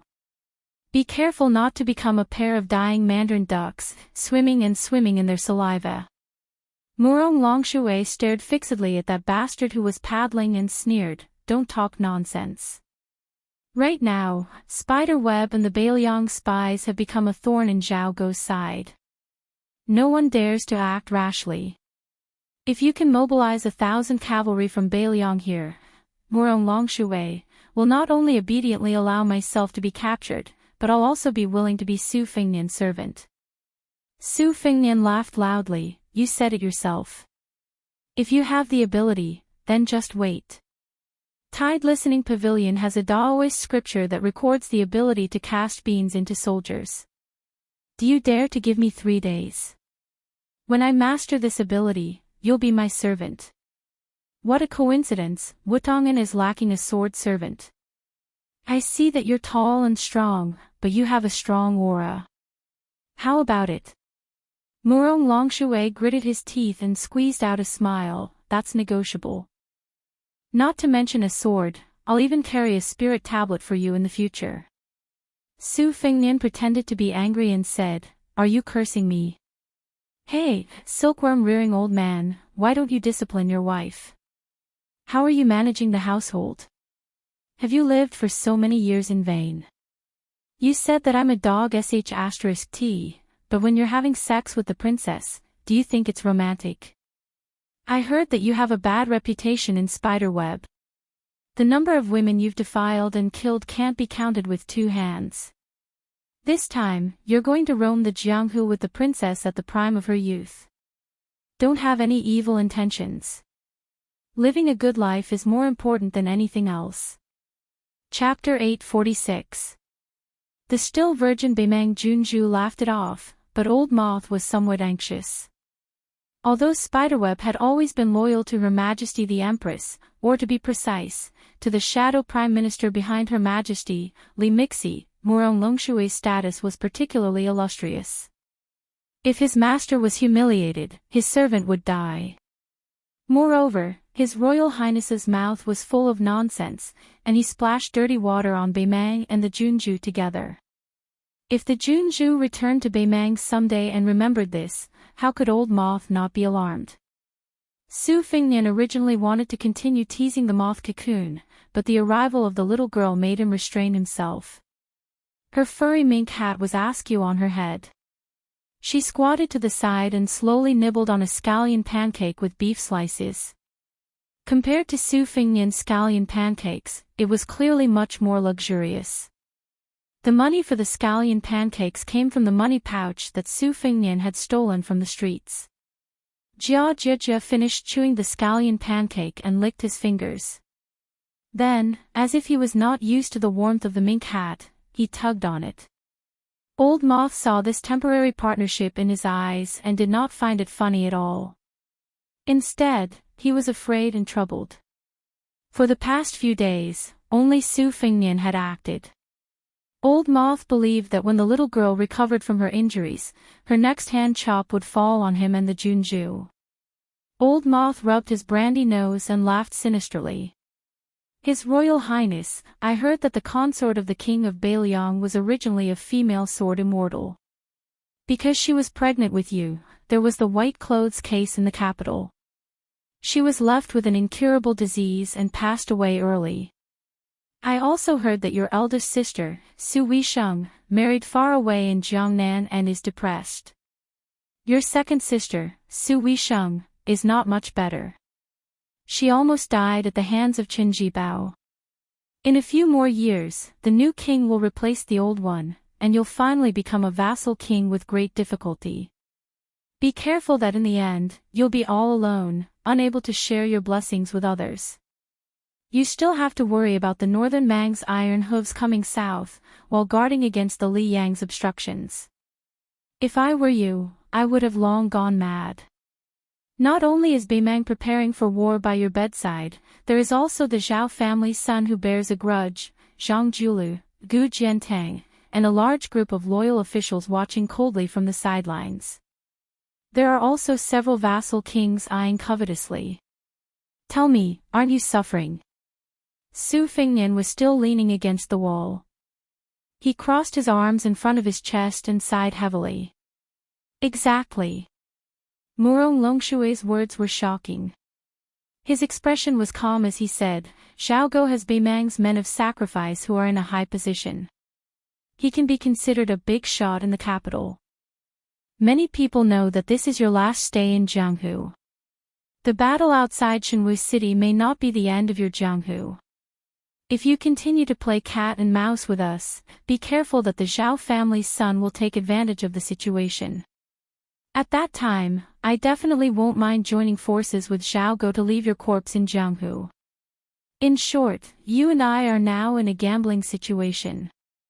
We are betting on whether the Zhao family's son and the important officials of Liyang have the courage to do so. If I lose, it will only maintain the current stalemate. If you lose, you, father, and Beimang have been holding back for more than 20 years, and it will all be for nothing. The reason why I am being so frank with you is because I have never treated you as an irreconcilable enemy. On the contrary, Su Fengnian, I admire you from the bottom of my heart. In Beimang, only Tuoba and Dong Zhuo can make me, Murong Longshui, accept wholeheartedly. Su Fengnian said carelessly, accepting wholeheartedly doesn't count as accepting. Accepting a woman's body is truly accepting. Murong Longshui ignored his frivolous words and asked calmly, Are you determined to gamble with me? Su Fengnian stretched out his hand and shook it. He shook his head and laughed, It's not a gamble. Just like how Beiliang only believes in cavalry and Beiliang's blade, I only believe in what I have earned. Murong Longshui's lips curled up as he laughed coldly, Then let's wait and see. She turned around and left the alley. Old Moth was about to turn around when Su Fengnian laughed and said, 240 words, I've remembered them all. Old Moth's throat moved slightly as he spat out a mouthful of thick phlegm on the ground. He smiled mockingly at Su Fengnian and walked away. The young girl snorted. Su Fengnian didn't mind her teasing and asked curiously, Where did your big cat go? Jia Jia squatted on the ground and didn't say anything. She had been silent for the past few days. No matter what Su Fengnian asked, she didn't respond. Su Fengnian squatted down and helped her adjust her mink hat. She glared at him and put her hand back. Su Fengnian rolled his eyes and stood up. The two of them continued to follow, Flower-like Jade and Spirited Jade. These were the nicknames that Su Fengnian had given to Su Fengnian and Old Silkworm Cocoon the day before yesterday.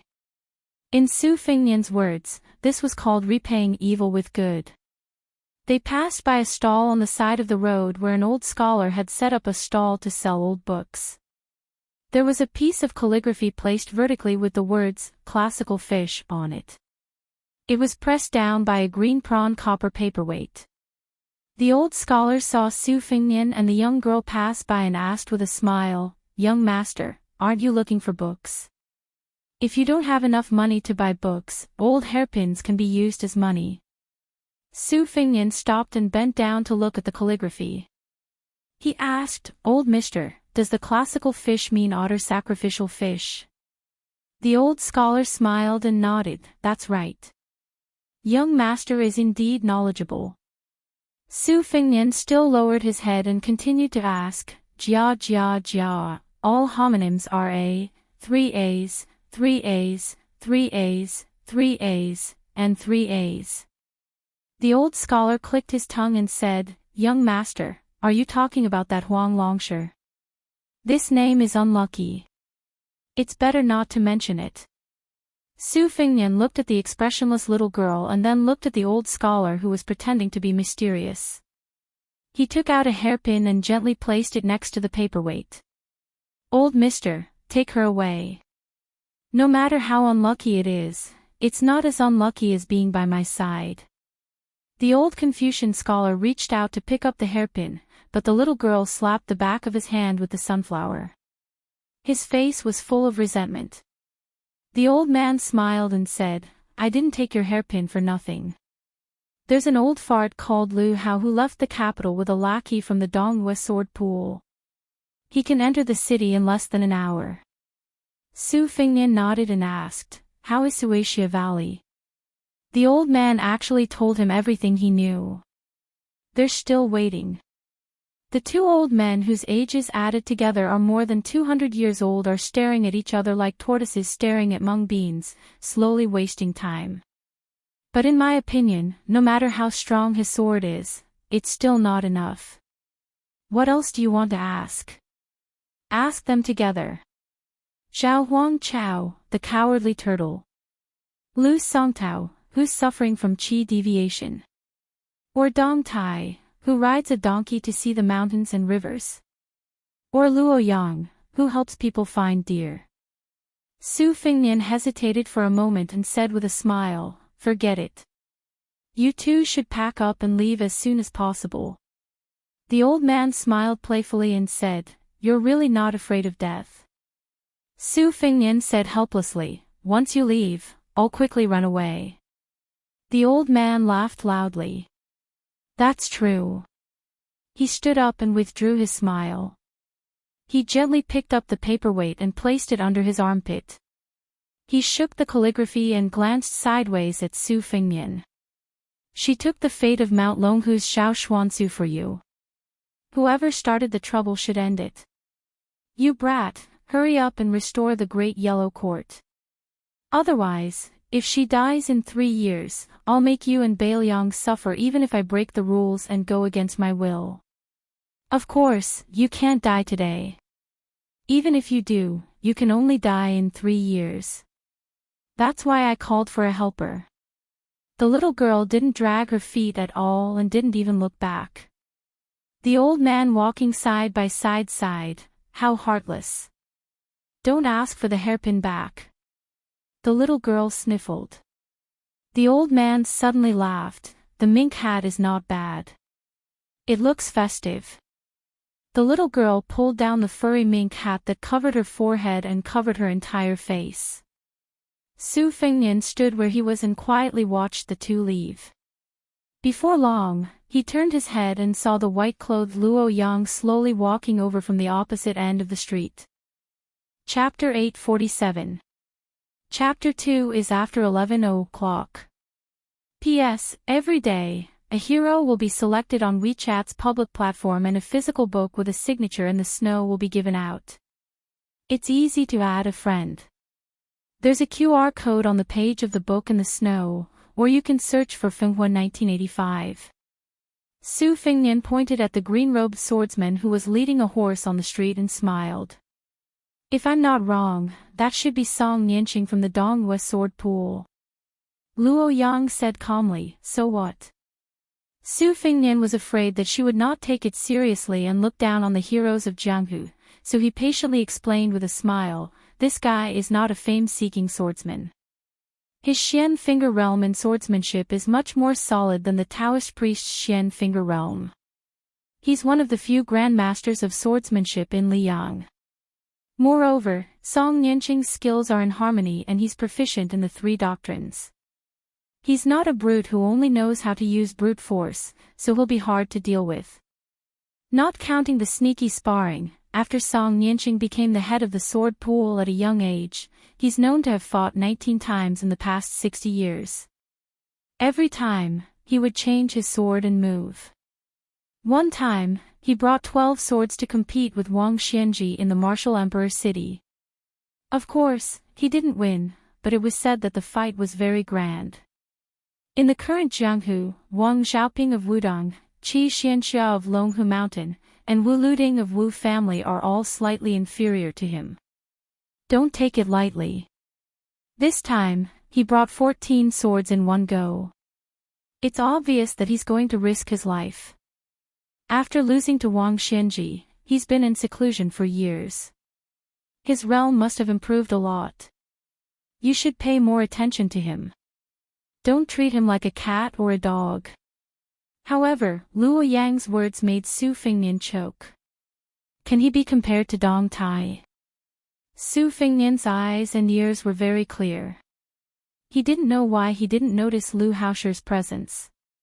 Could it be that this old dog from the Zhao family thought that Song Nianqing alone was enough to kill him?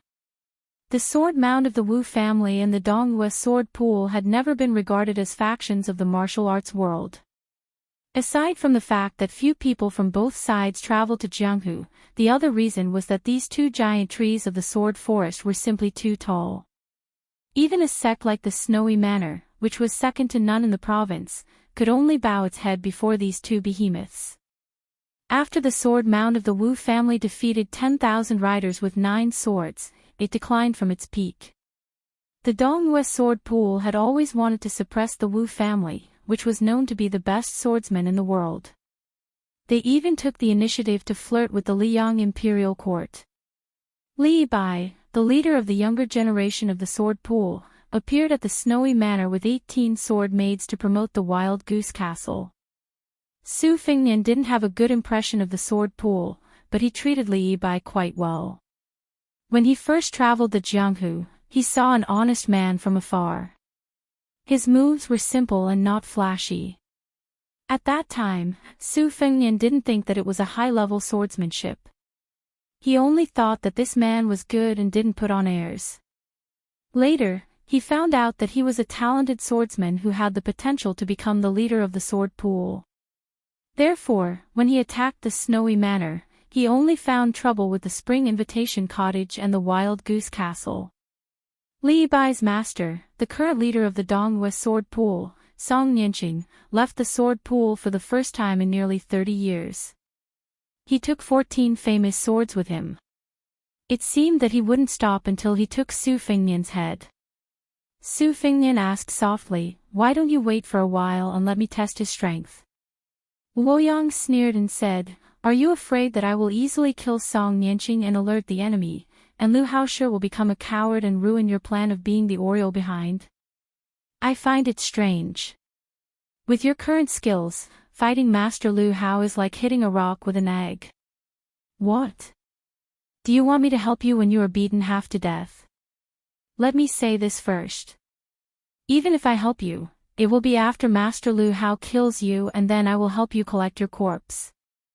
Su Fengnian grinned and smiled brightly. "I'm not that particular.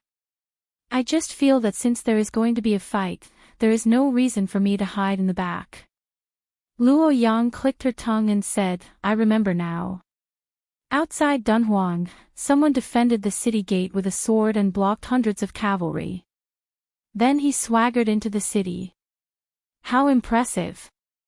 Su Fengnian said shamelessly, "A real man doesn't talk about his past glory. Why are you talking about this?" Outside the window, groups of armored cavalry appeared on the street. Without any explanation, they drove the people out of the city. At first, there were some rich noblemen and scholars who cursed and swore. In the end, they were smashed to the ground by the end of their iron spears and dragged away like dead dogs. Many of the common people who stayed in their homes were also unable to escape. In the bitter cold winter, they were driven out of the city gate in groups. Some of the members of the big families in the neighborhood were also not lucky enough to escape. After the confluence, they wanted to gang up and cause trouble, but when they saw that the old masters of the government and county yamen were also in the group of refugees, they did not have the courage to cause trouble. Not long after, the area around the restaurant was almost empty. The diners of the restaurant had already run out. The shopkeeper did not care about the money owed by the group of ruffians and hurriedly left with his family. Some ruffians wanted to fish in troubled waters. While the people in the city were empty, they went to the rich people's houses to steal some antiques and valuables. As a result, the patrolling cavalry from outside the city saw them and killed them on the spot. A few ruffians with nimble legs saw that the situation was not good and tried to escape by jumping over the wall. They were directly shot by arrows and turned into hedgehogs. For a moment, the people were even more anxious. They did not know what had happened. They all thought that there was going to be a war again. The old people who had experienced the war of the spring and autumn period were frightened and cried. The women and children who came with their ancestors were also crying. The people on the street scattered.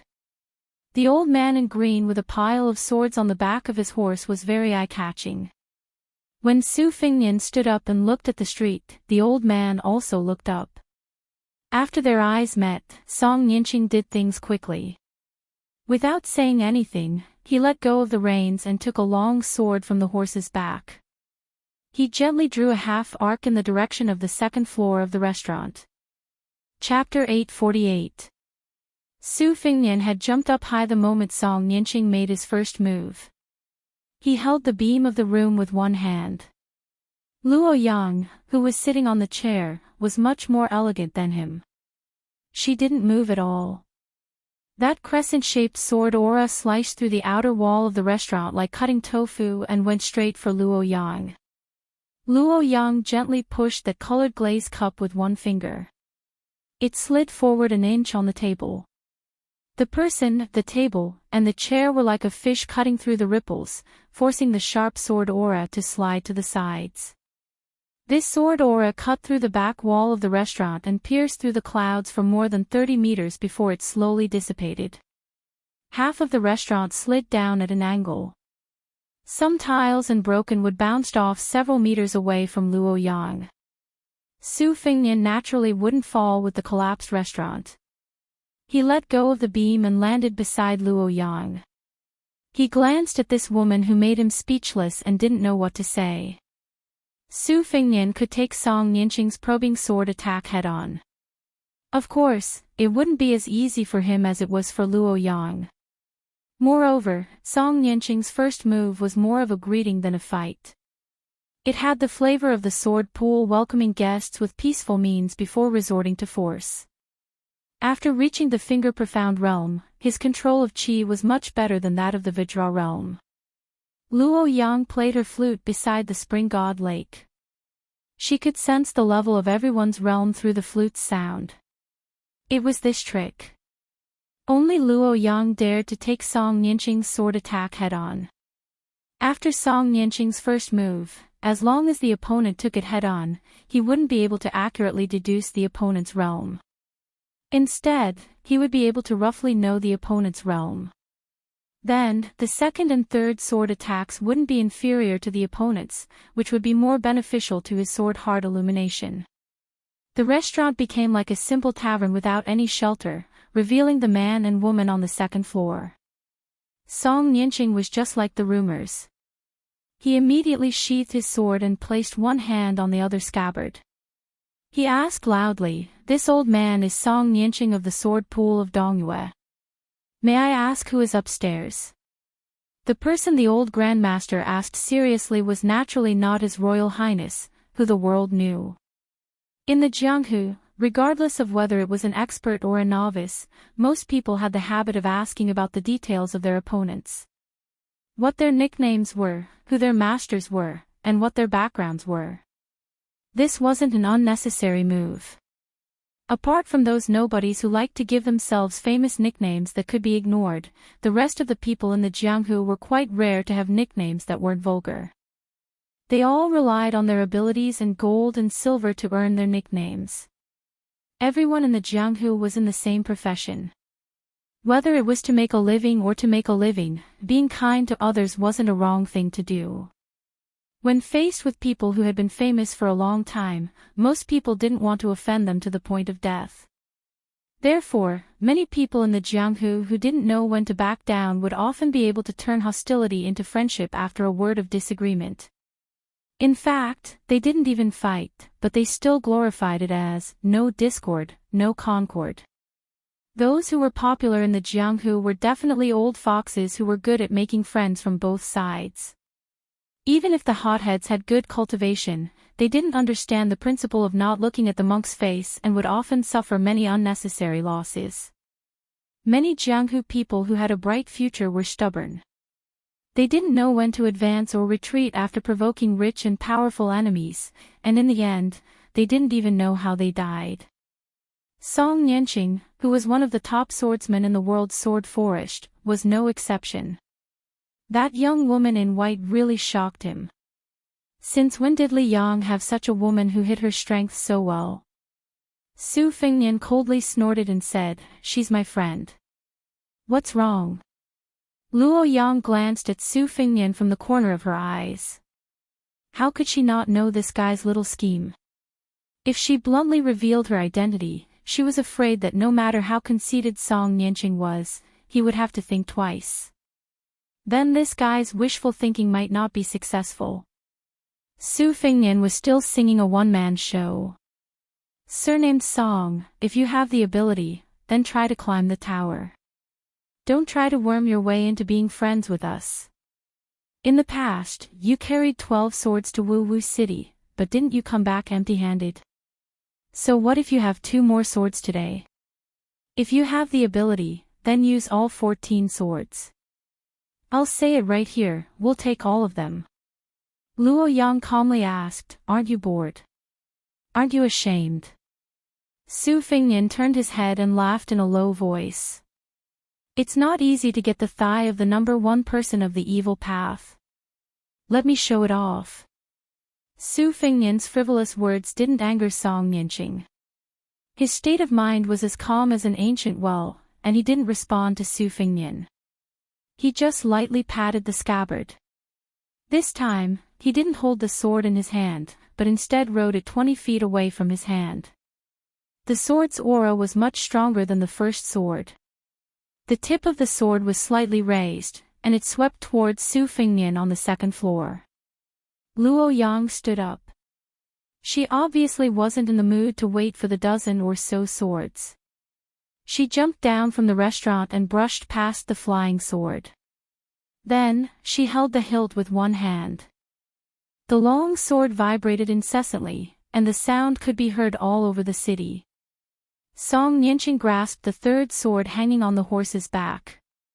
He didn't panic because Luo Yang had caught his unsheathed sword.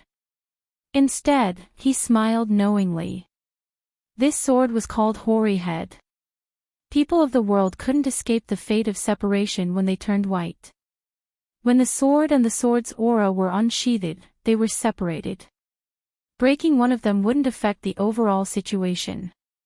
Song Nianqing's second sword was originally pointed at Su Fengnian, but the sword's aura was drawn towards the beautiful and valiant woman in white. Moreover, the white sword didn't differentiate between the two. As long as Su Fengnian hastily attacked, any impact and chi he exerted on the long sword could be transferred to the sword's aura. This was the essence of the Hoary Head sword. If one was the first to sense the sword's aura and block it, the same principle would apply. Luo Yang suddenly clenched her 5 fingers, and the long sword in her hand suddenly stopped wailing. The perfect sword embryo was broken, but her means were swift and fierce. It was tantamount to adding fuel to the fire for the sword's aura lurking in the dark. Su Fengnian didn't realize the mystery until the sword's aura suddenly approached. He cursed. It wasn't clear whether he was cursing Song Nianqing for being treacherous or blaming Luo Yang for deliberately tricking him. 8 flying swords came out of her sleeve like a thunder pool. The woman who tricked Su Fengnian secretly raised the corner of her mouth. She held the long sword that had completely lost its spirit upside down, landed lightly on the ground, and ran towards Song Nianqing. The sword's aura in her hand soared to more than 10 feet. It was as thick as the mouth of a bull and like the tail of a comet. It was domineering. Song Nianqing was shocked. He was only holding the sword in his right hand, but he immediately added a sword to his hand. Luo Yang, who was holding the long sword upside down, released the hilt and threw the long sword and the sword's aura at Song Nianqing. In fact, it was more like a smash. Chapter 849. The sword and sword chi were like a painter splashing ink onto the ground. The sword chi was so strong that before Song Nianqing's second sword could get close, it had already been crushed into powder. Song Nianqing did not retreat but advanced instead. His feet were only a few inches off the ground, and he advanced more than 10 feet. When he stopped, he twisted his toes, and the new pair of plain green cloth shoes slid on the ground, kicking up a cloud of dirt. His left hand held the sword behind his back, and his right hand held the sword in front of his chest. He then pointed downwards, and the tip of the sword went from downwards to upwards, pressing against the bottom of the sword chi. The sword in Song Nianqing's hand gradually bent, and bit by bit, he changed into the collapsing sword style. The tip of the sword was not higher than his head, and with a light shout, he actually flicked the condensed sword force over his head, landing on the street and creating a bottomless pit. The sword pool sect master's sword did not straighten, and maintained a slightly bent collapsing sword style. He let go of the sword, and before the sword fell, the tip of his left hand collided with the middle of the sword that was hovering in the air. There was a clang, like the sudden sound of a temple's morning bell, melodious and loud. Luo Yang moved forward at a moderate pace, and with a casual wave of her arm, she blocked the sword chi that came from the collision of the swords. Song Nianqing quickly changed from a straight collision to a horizontal one, and the second sound was like the evening drum, extremely dull. Striking the morning bell, striking the night drum, the sound of the drum kills, the bell absorbs the soul. Song Nianqing had secretly entered the Jianghu 20 years ago, and when he was traveling, he stayed in a nameless ancient temple and learned it after hearing the morning bell and evening drum. Song Nianqing repeated the boring collision without stopping, and in an instant, he had struck it 108 times. Luo Yang continued to move forward, and in the end, she was even stingy with raising her hand. There were continuous explosions in front of her, and everywhere she passed, the sound of the bell, drum, and sword would destroy everything. The original meaning was to sound the drum and listen to the sound, and to return quickly, and not violate the rules. But since Luo Yang could kill her way through Beimang alone twice, what was a small noise of the bell, drum, and sword chi? Song Nianqing's two swords finally couldn't withstand the force of the collision. The two swords broke and fell to the ground. Song Nianqing didn't turn back to retrieve the swords from the horse's back. Instead, he formed a sword seal that resembled both Buddha and Tao. Riding the swords out of their sheaths, the three swords left their sheaths one after the other, leaped up from the horseback, like a long rainbow falling on top of Luo Yang's head. Song Nianqing's hair and beard stood on end. His green robe fluttered violently, and his feet sank a foot into the ground. Luo Yang was simply arrogant to the point of being unreasonable. With her hands behind her back, she stomped on the ground, shattering the bluestone slabs and sending the gravel flying. It was exactly the same as the first battle with Dong Tai in Dunhuang City. However, at that time, she stomped on the ground, shaking up thousands of raindrops to form 1,000 white swords. Every time a sword pierced towards her, it would be deflected by a stone a few feet away. In the 30 steps that Luo Yang had taken, the three swords had already returned without any results more than 60 times. The tips of the swords had long been broken, and the distance between her and Song Nianqing had shortened to less than 10 feet. Song Nianqing pressed his hands down, and the three swords that were half of their original length pierced towards Luo Yang at the same time, making a final struggle. Luo Yang brushed her hand and casually grasped the three flying swords that were like arrows at the end of their flight. She continued to move forward slowly. However, unlike the first sword that was crushed by her on the spot, the three swords didn't lose their vitality in her hand. Instead, the sword chi grew like bamboo shoots after the rain, thriving and thriving. Luo Yang looked down as she walked slowly. Even though she sensed the scene of a snake devouring an elephant in her hand, she didn't have any response. The sword chi of the three swords took root in her palm. Song Nianqing squinted his eyes and snapped his fingers. That old horse was familiar with its owner's habits. It trod lightly on its hooves and came to the side of the elderly man. Song Nianqing took out the only sword with a sword tassel among the 14 swords. The sword's body was as clear as a mirror, which was why it was named Xiao Dan. Back when he ascended marshal the Arch City with the 12 swords, Song Nianqing was just a rookie of the sword forest that had just entered the pugilistic world. Wang Xianji was already recognized as the world's #1. However, when did Song Nianqing take a step back? The Xiao Dan in his hand was the first sword that Song Nianqing had personally forged after going into seclusion. Every swordsman was a swordsmith. They had to forge their own swords in the sword furnace. Although the sword pool had millions of swords, they were only used to remember the ancestors. Ever since Song Nianqing, the sword pool didn't allow any of the sects juniors to revere the past and belittle the present. This was why many visitors to the sword Dao all sighed that the sword pool no longer has any ancient swords. With the Xiao Dan in his hand, Song Nianqing's heroic spirit was overflowing. His sword heart was even clearer. The white-clothed woman walked forward step by step. It seemed like she didn't take the initiative to make a move. She was forced by the situation. However, Song Nianqing wasn't relaxed. She didn't stop at each step. The more leisurely she walked, the greater the disturbance it caused to Song Nianqing's mental state. Song Nianqing didn't take any other swords and only took the Xiao Dan. Wasn't this a sign that he valued that woman? Chapter 850. While Song Nianqing was accumulating his power, he looked at the woman of unknown origin. The previous 3 swords were named Time, Place, and People. They were specially designed to deal with Xian Qi and even celestial state masters. They could forcibly absorb Qi and become stronger when faced with a strong opponent. Every time Song Nianqing comprehended a move, he would forge a new sword.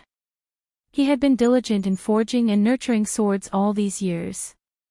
He had poured a lot of effort into each of the 14 swords, complemented by original sword moves. They were all worthy of being called new swords. They were truly unprecedented.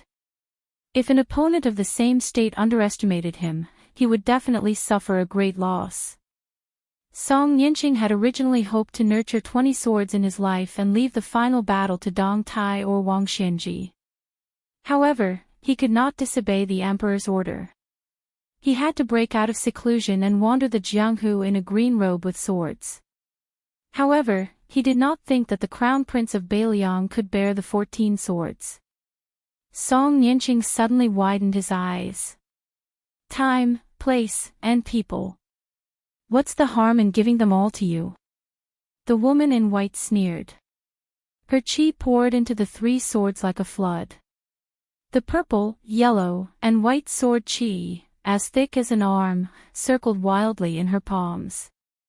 The 3 swords suddenly cried out. It was a happy thing for a hungry man to eat his fill. However, if he died from eating too much, it would be a tragedy.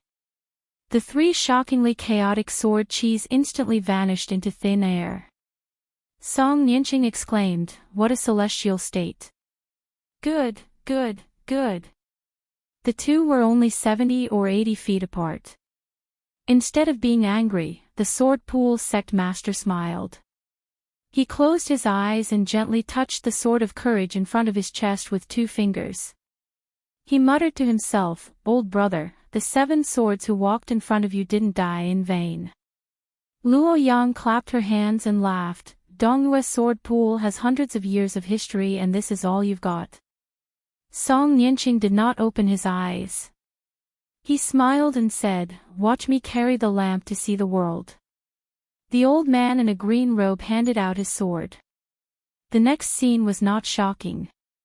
In the eyes of outsiders, it would only be funny. It was like a child who had just started to practice swordsmanship. He could barely lift the heavy sword in his hand and staggered around. His steps were messy and the momentum of his sword was distorted. Although his figure and sword moves were chaotic, his speed was extremely fast. In the blink of an eye, the distance of 70 to 80 feet had been reduced to a distance of 2 sword moves. When people practiced swordsmanship, their seniors and great teachers would always advise them not to be controlled by the sword. That kind of swordsmanship would never amount to anything. Song Nianqing, who could be counted as one of the few great grandmasters in the way of the sword, did the opposite. He moved with his sword. There was no majestic sword aura that surged like a bull, nor was there a vast and righteous sword will. Just like that, he arrived in front of Luo Yang. Luo Yang frowned and shot out a palm. Under the influence of the sword of Zhao Dan, Song Nianqing actually dodged Luo Yang's palm. The tip of his sword was aimed at her shoulder. For the first time, Luo Yang left the central axis of the street. She took a step sideways and pinched the tip of the sword of Zhao Dan with 2 fingers. Before Luo Yang could exert her strength, the tip of the sword twisted. Song Nianqing's body spun and a splendid sword flower blossomed. Luo Yang flicked her finger. Song Nianqing withdrew his sword and turned half a circle to attack Luo Yang's back. This time, Luo Yang did not attack. Her feet did not move and her body fell backward. The sword had clearly missed, but the sword chi exploded like a firecracker where Luo Yang fell. Luo Yang's feet were still on the ground, but she turned her body to the left and barely dodged the sword chi. However, Song Nianqing did not show mercy. His long sword continued to entangle endlessly. For a moment, the sword chi around the two of them was like a cloud. It was too much for the eyes to take in. Luo Yang finally took a step forward. The sword chi of Zhao Dan in Song Nianqing's hand also began to show its magnificence. The ground of the street and the buildings on both sides of the street were smashed into pieces. Dust rose everywhere. Luo Yang walked and stopped, allowing the majestic sword chi to wreak havoc. She smiled and said, "It seems to be traceless, but in fact, it follows the winding of the world's dragon veins. It can be said that I have touched the threshold of the celestial state." The two of them resumed Luo Yang's position in the south of the northern Song dynasty. The demoness in white who disturbed the Jianghu of Beimang and Li Yang held the sword to her neck tightly. Song Nianqing suddenly opened his eyes and shouted angrily. He took a step forward and pushed the tip of the sword 3 feet forward. Luo Yang calmly took a small step back. The tip of the sword was less than 2 feet away from her neck. The abundant upstanding chi that came out of the sword messed up 2 strands of hair on her temples. Her sleeves fluttered as she held the sword. Luo Yang, who was not flustered at all, ignored the blood flowing from her palm. She looked straight at Song Nianqing and said with a smile, "Where did you get so many celestial state fingers? Get out." Luo Yang held the sword edge tightly and pushed it back. Song Nianqing, who refused to give up the sword, was hit in the heart by the sword hilt. Luo Yang seemed to be angry at his indiscretion and kicked the old man in green in the chest. The cloth shoes were worn thin by the ground. Song Nianqing, whose feet were off the ground, was almost at the same level with the sword. He pushed the tip of the sword 2 feet away from the woman in white's neck. "I gave you an inch and you wanted a mile." Luo Yang actually moved the tip of the sword 1 foot closer to her neck. She sneered and then slapped down with her palm. She directly broke the long sword with her palm.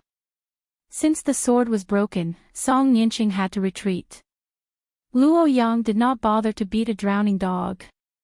She casually threw away the broken sword and let Song Nianqing rush back to the old horse with the sword. Song Nianqing was hit in the heart by the sword hilt and kicked. Blood oozed from the corner of his mouth. He tried to calm down. The old man's face was full of disbelief. If he was fighting against Wang Xianji, the number 1 in the world, he would be in such a sorry state. But how could an unknown young woman in Jianghu be so domineering? Or was it because he was too ignorant? What the woman in white said next really made Song Nianqing flustered and exasperated. As an old man who occupied a place in the sword world, no matter how good he was at maintaining his composure, he could not stay calm. "I'll teach you how to use the sword." Chapter 851. On the second floor of the restaurant, Luo Yang added fuel to the fire of the sword chi that was connected to the sword. The sword chi instantly surged, startling Su Fengnian. He hurriedly manipulated the 8 swords to form a lightning pool to defend himself. The sword chi and the sword chi seemed to be fighting against each other. The sword chi struck the flying swords, producing incessant tinkling sounds. Su Fengnian's actions were also unexpected. He was not in a hurry to destroy the sword chi. Instead, he fought and retreated. He moved around on the second floor, chipping away at the sword chi bit by bit until the sword chi was completely eliminated. After that, Luo Yang went downstairs and pressed on. Song Nianqing could not care less about the person upstairs. The 2 swords of Morning Bell and Evening Drum, followed by the 3 swords of Favorable Timing, Favorable Location, and Favorable Person, followed by the sword Illuminating Courage, totaling 8 swords.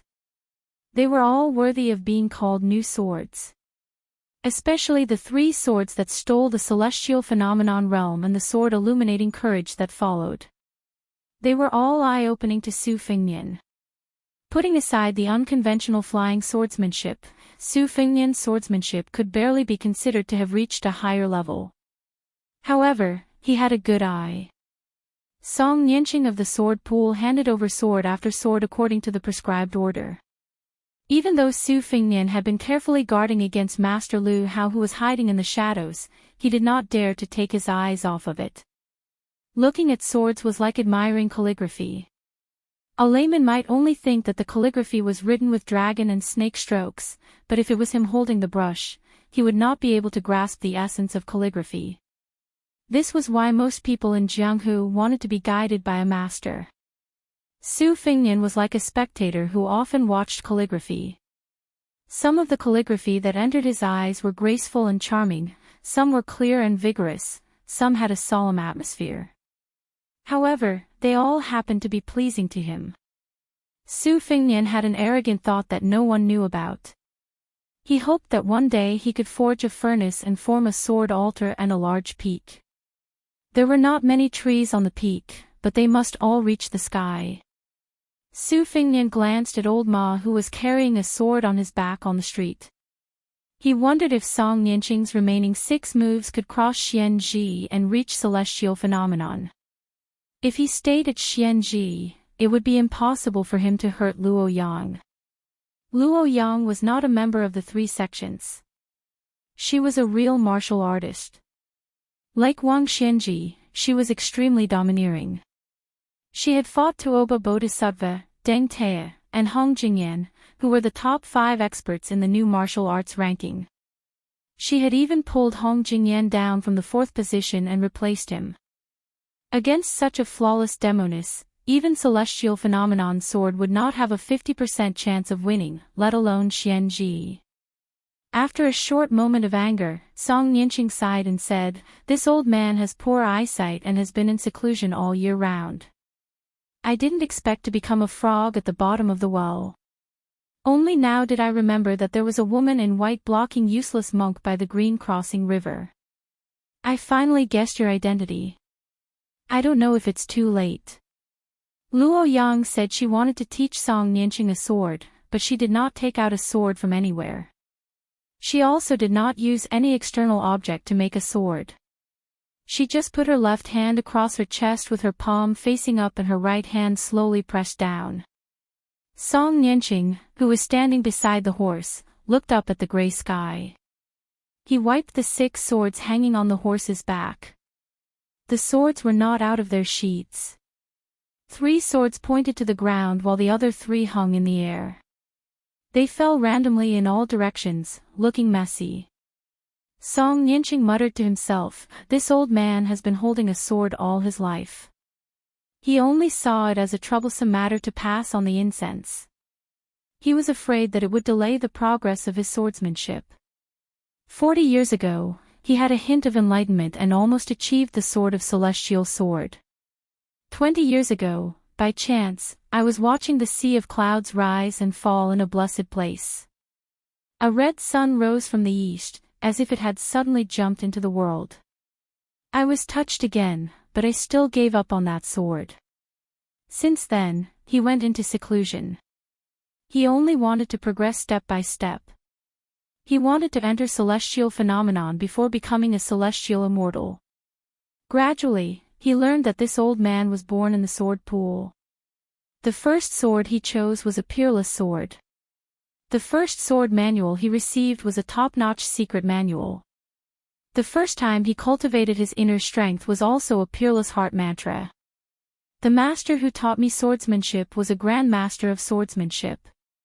Everything went smoothly for him, but his swordsmanship cultivation was left far behind by some people who came from the countryside.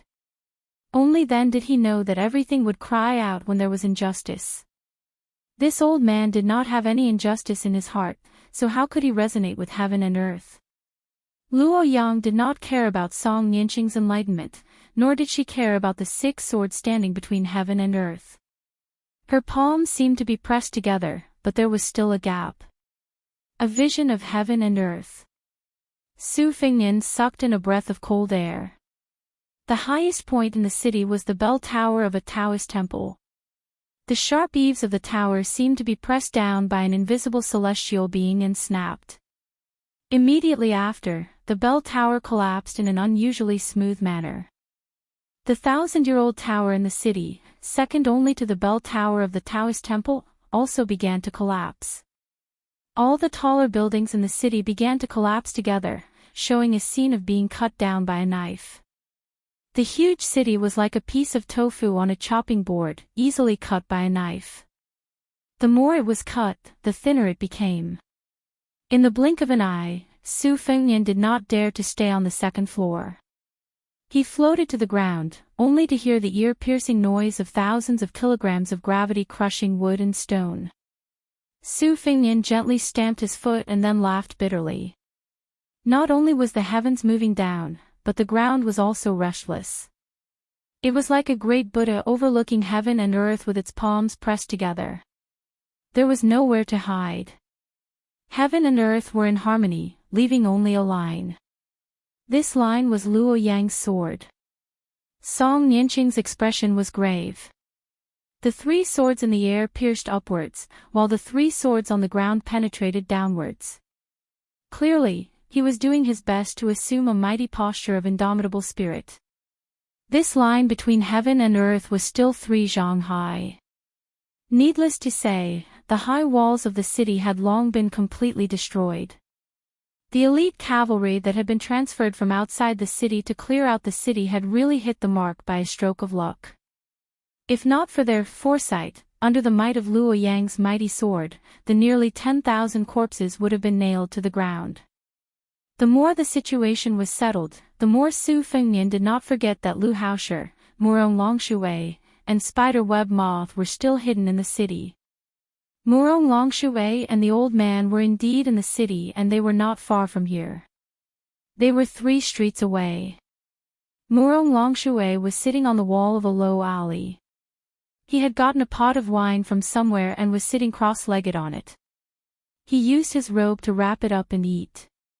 Old Moth stood in the middle of the alley and did the same action as Su Fengnian. He stomped hard and the entire alley's bluestone slabs cracked. The old man sighed and said, "Who would have thought that after the battle between Woyang and Bodhisattva Tuoba in the icy plains of the extreme north, his methods had become even more vicious? Princess, with her here, do we still have to interfere? I'm just afraid of pulling chestnuts out of the fire. Before we can eat the roasted chestnuts, we'll get into trouble instead." Murong Longshui bent his finger and flicked a few peanuts, one near and one far. He watched them explode and said, "This immortal's method of controlling heaven and earth is the same as borrowing a sword from the Great Snow Plateau. After all, it's not invulnerable. Sword, immortal swords are invincible. You and I are destined to be discovered, but it's not impossible to fight for a chance of survival. Right now, I'm just afraid that the guard dog of the Zhao family in Great Peace City will act shamelessly and insist on waiting for Luo Yang to deal with us before making a move. But then it'll be even harder for him to kill Su Fengnian. It'll depend on Lu Haosher's decision. Presumably, Su Fengnian's head should be worth more than the 2 of us combined. Besides, I heard that this old man has a personal grudge with the Bailiang. In short, let's watch from afar. Luo Yang's temperament is unpredictable. If we annoy her, I don't want to die in Liang.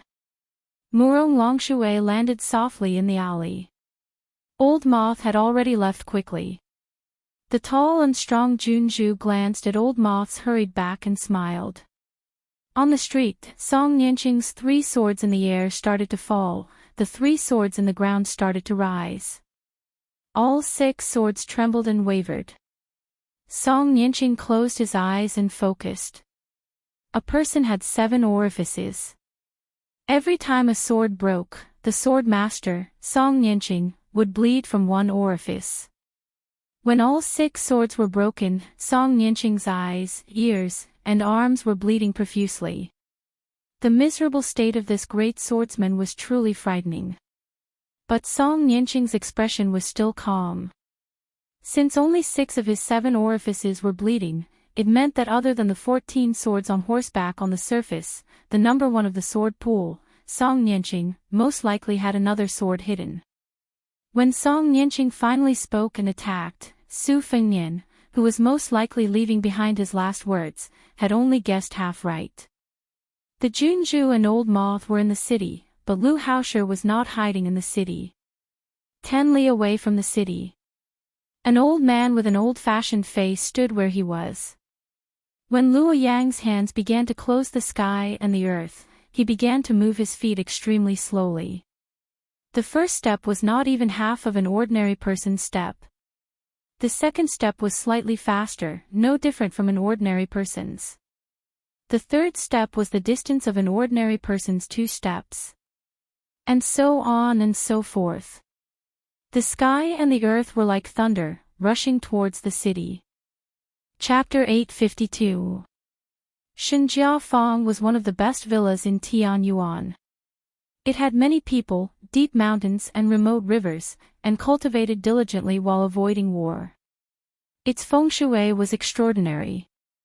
An old man and a young girl walked through the fields. It was cold and frosty, but the fields were not soft. There were some shriveled eggplants on the fields. The old man bent down to pick a few and put them in his pocket. The young girl behind him wore a cheap mink hat and looked back from time to time. The old man was still talking to himself, "Don't look at the eggplants now.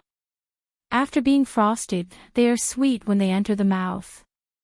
The taste is no worse than the cushion carp in winter and can compete with the winter bamboo shoots. Later, find a family and I will personally cook a pot for you. Shenjia Fong owed me a big favor. Back then, I was the one who picked this treasured land for them. Not to mention a few worthless eggplants, even if it was a few lives, I would have taken them away just like that. You, don't look at me. Since I found Luo Yang as a helper for that boy, his life and death are 50-50.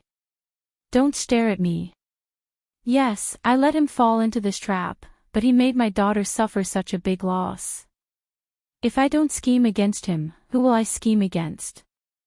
As for me, generally speaking, I don't help anyone. Even though the Emperor of Dongyue indulged in sensual pleasures, I still managed to protect most of the Dongyue imperial family. The last emperor of southern Tang worked hard to govern the country and had great talent and vision. He could be considered a wise ruler. But now, everyone in southern Tang has the surname Hong. According to the logic that people of the present age like to talk about, the shady business that I did was completely unreasonable. When I asked you to assassinate that boy, I told you that he was unlucky and would die sooner or later. Rather than dying on a woman's belly or in the hands of others, it would be better to die in your hands. At least his body would be intact and there would be a place to be buried. Compared to the thousands of lonely souls and wild ghosts, how could it be worse? It would have been better if the old man didn't say anything. Once he said these principles that were drier than eggplants, the young girl simply stopped walking. She carried the sunflower and looked at the city dozens of miles away. The old man was embarrassed and reached out to grab a handful of sunflower seeds. The young girl twisted her body in a fit of pique and spun around with the withered sunflower, not letting him have his way. The old man was surprised and squinted his eyes. He saw that the city in the distance was swaying in the wind and rain. His sea of chi rumbled and fell, as if heaven and earth were squeezing a line. He sighed and rubbed his daughter's mink hat and whispered, "It is the heartless people are the most infatuated." The old man didn't get any response. Fortunately, he was already used to it. He weighed the eggplants in his pocket and found that it wasn't enough for lunch, so he picked a few more. Only then did he talk to himself, if the 20 to 30,000 people in the city can't be dispersed in time, Luo Yang's move will incur the wrath of heaven and the wrath of men. The people of the three religions and Longhu Mountain can't even fend for themselves. But according to Li Xiaoxin's temperament of the two Zen temples, he will definitely make a move. Before entering first pin, especially below second pin, there is a simple way to break through the armor. One punch will break through the armor, and one sword will pierce through the armor. It is clear at a glance. But after entering second pin, especially after first pin, there is no such thing as this method is too inflexible. People are alive. Dong Tai's sword can be said to be the pinnacle of swordsmanship. It can easily break through thousands of armors. However, if the person wearing the armor knows martial arts, the power will be greatly reduced. If Wang Xianji wears the armor, even Dong Tai can't easily break through the armor. Could Dong Tai be a beginner in swordsmanship? The sages of the three religions are blessed by heaven. Li Xiaoxin cut the river to send a gift to Daoda's sect. If the river water was thrown down, it wouldn't be difficult to drown thousands of Beimang people. But how could it drown a few second-pin martial artists? This is the reason why the sages of the three religions don't enter the martial arts evaluation. If they want to borrow the power of heaven and earth, they have to act according to God's will. Wang Xianji and Tuoba don't need to do that. In the past 200 to 300 years, there are only 3 cases where the sages of the three religions killed more than one person. The first one was when the Wu family broke through 10,000 cavalry with 9 swords. The second one was when Li Chungang broke through 2,600 armors with 1 sword. The last one was when Luo Yang went south not long ago. Not only were the opponents fully equipped with armors, but they were also skilled in martial arts. Especially the latter two, after reaching the celestial state, even if it wasn't as obvious as the sages of the three religions, they would more or less be influenced by fate. Sometimes, killing a nameless pawn would cause more trouble than killing a general. Zhao Go took the lead to send the elite cavalry to drive away the people in the city. This is mostly the idea of Master Lu Hao. An old man who doesn't die is a thief, and a thief is a coward. Master Lu Hao is afraid that Luo Yang will be unscrupulous when she attacks. When the purple thunder strikes, even if Luo Yang bears 70 to 80% of the damage, he will be affected by it. However, he has stayed in the celestial state for too long and is suspected of being a follower of the emperor, so he will still be punished. You should know that the saying that those who don't know are not guilty is most suitable for those in the celestial state. The people of the three religions, because they know too many secrets of heaven that they can't reveal, have their hands tied. Luo Yang's time in the celestial state is relatively short, and she is not a member of the three religions, so she can do whatever she wants. The girl squatted on the ground and silently kneaded the mud. Huang Longshi, who occupied the top 3 ranks of spring and autumn, exhaled a mouthful of fog and said softly, "Those who don't know me ask what I want. Who knows who I am? Sun Ping knows the half-tongue of Great Peace City, but we have different ideals and paths. Li Shan, the poison warrior of Beiliang, knows, but 2 tigers cannot live on one mountain. There is no place for him in Liyang. Nalin Yisi also knows, but he is born the opposite of me. The scholar rules the country, the scholar rules the world, and the scholar brings disaster to the country. These 3 people each have their own desires, and I'm afraid this is the last bright time for the strategists.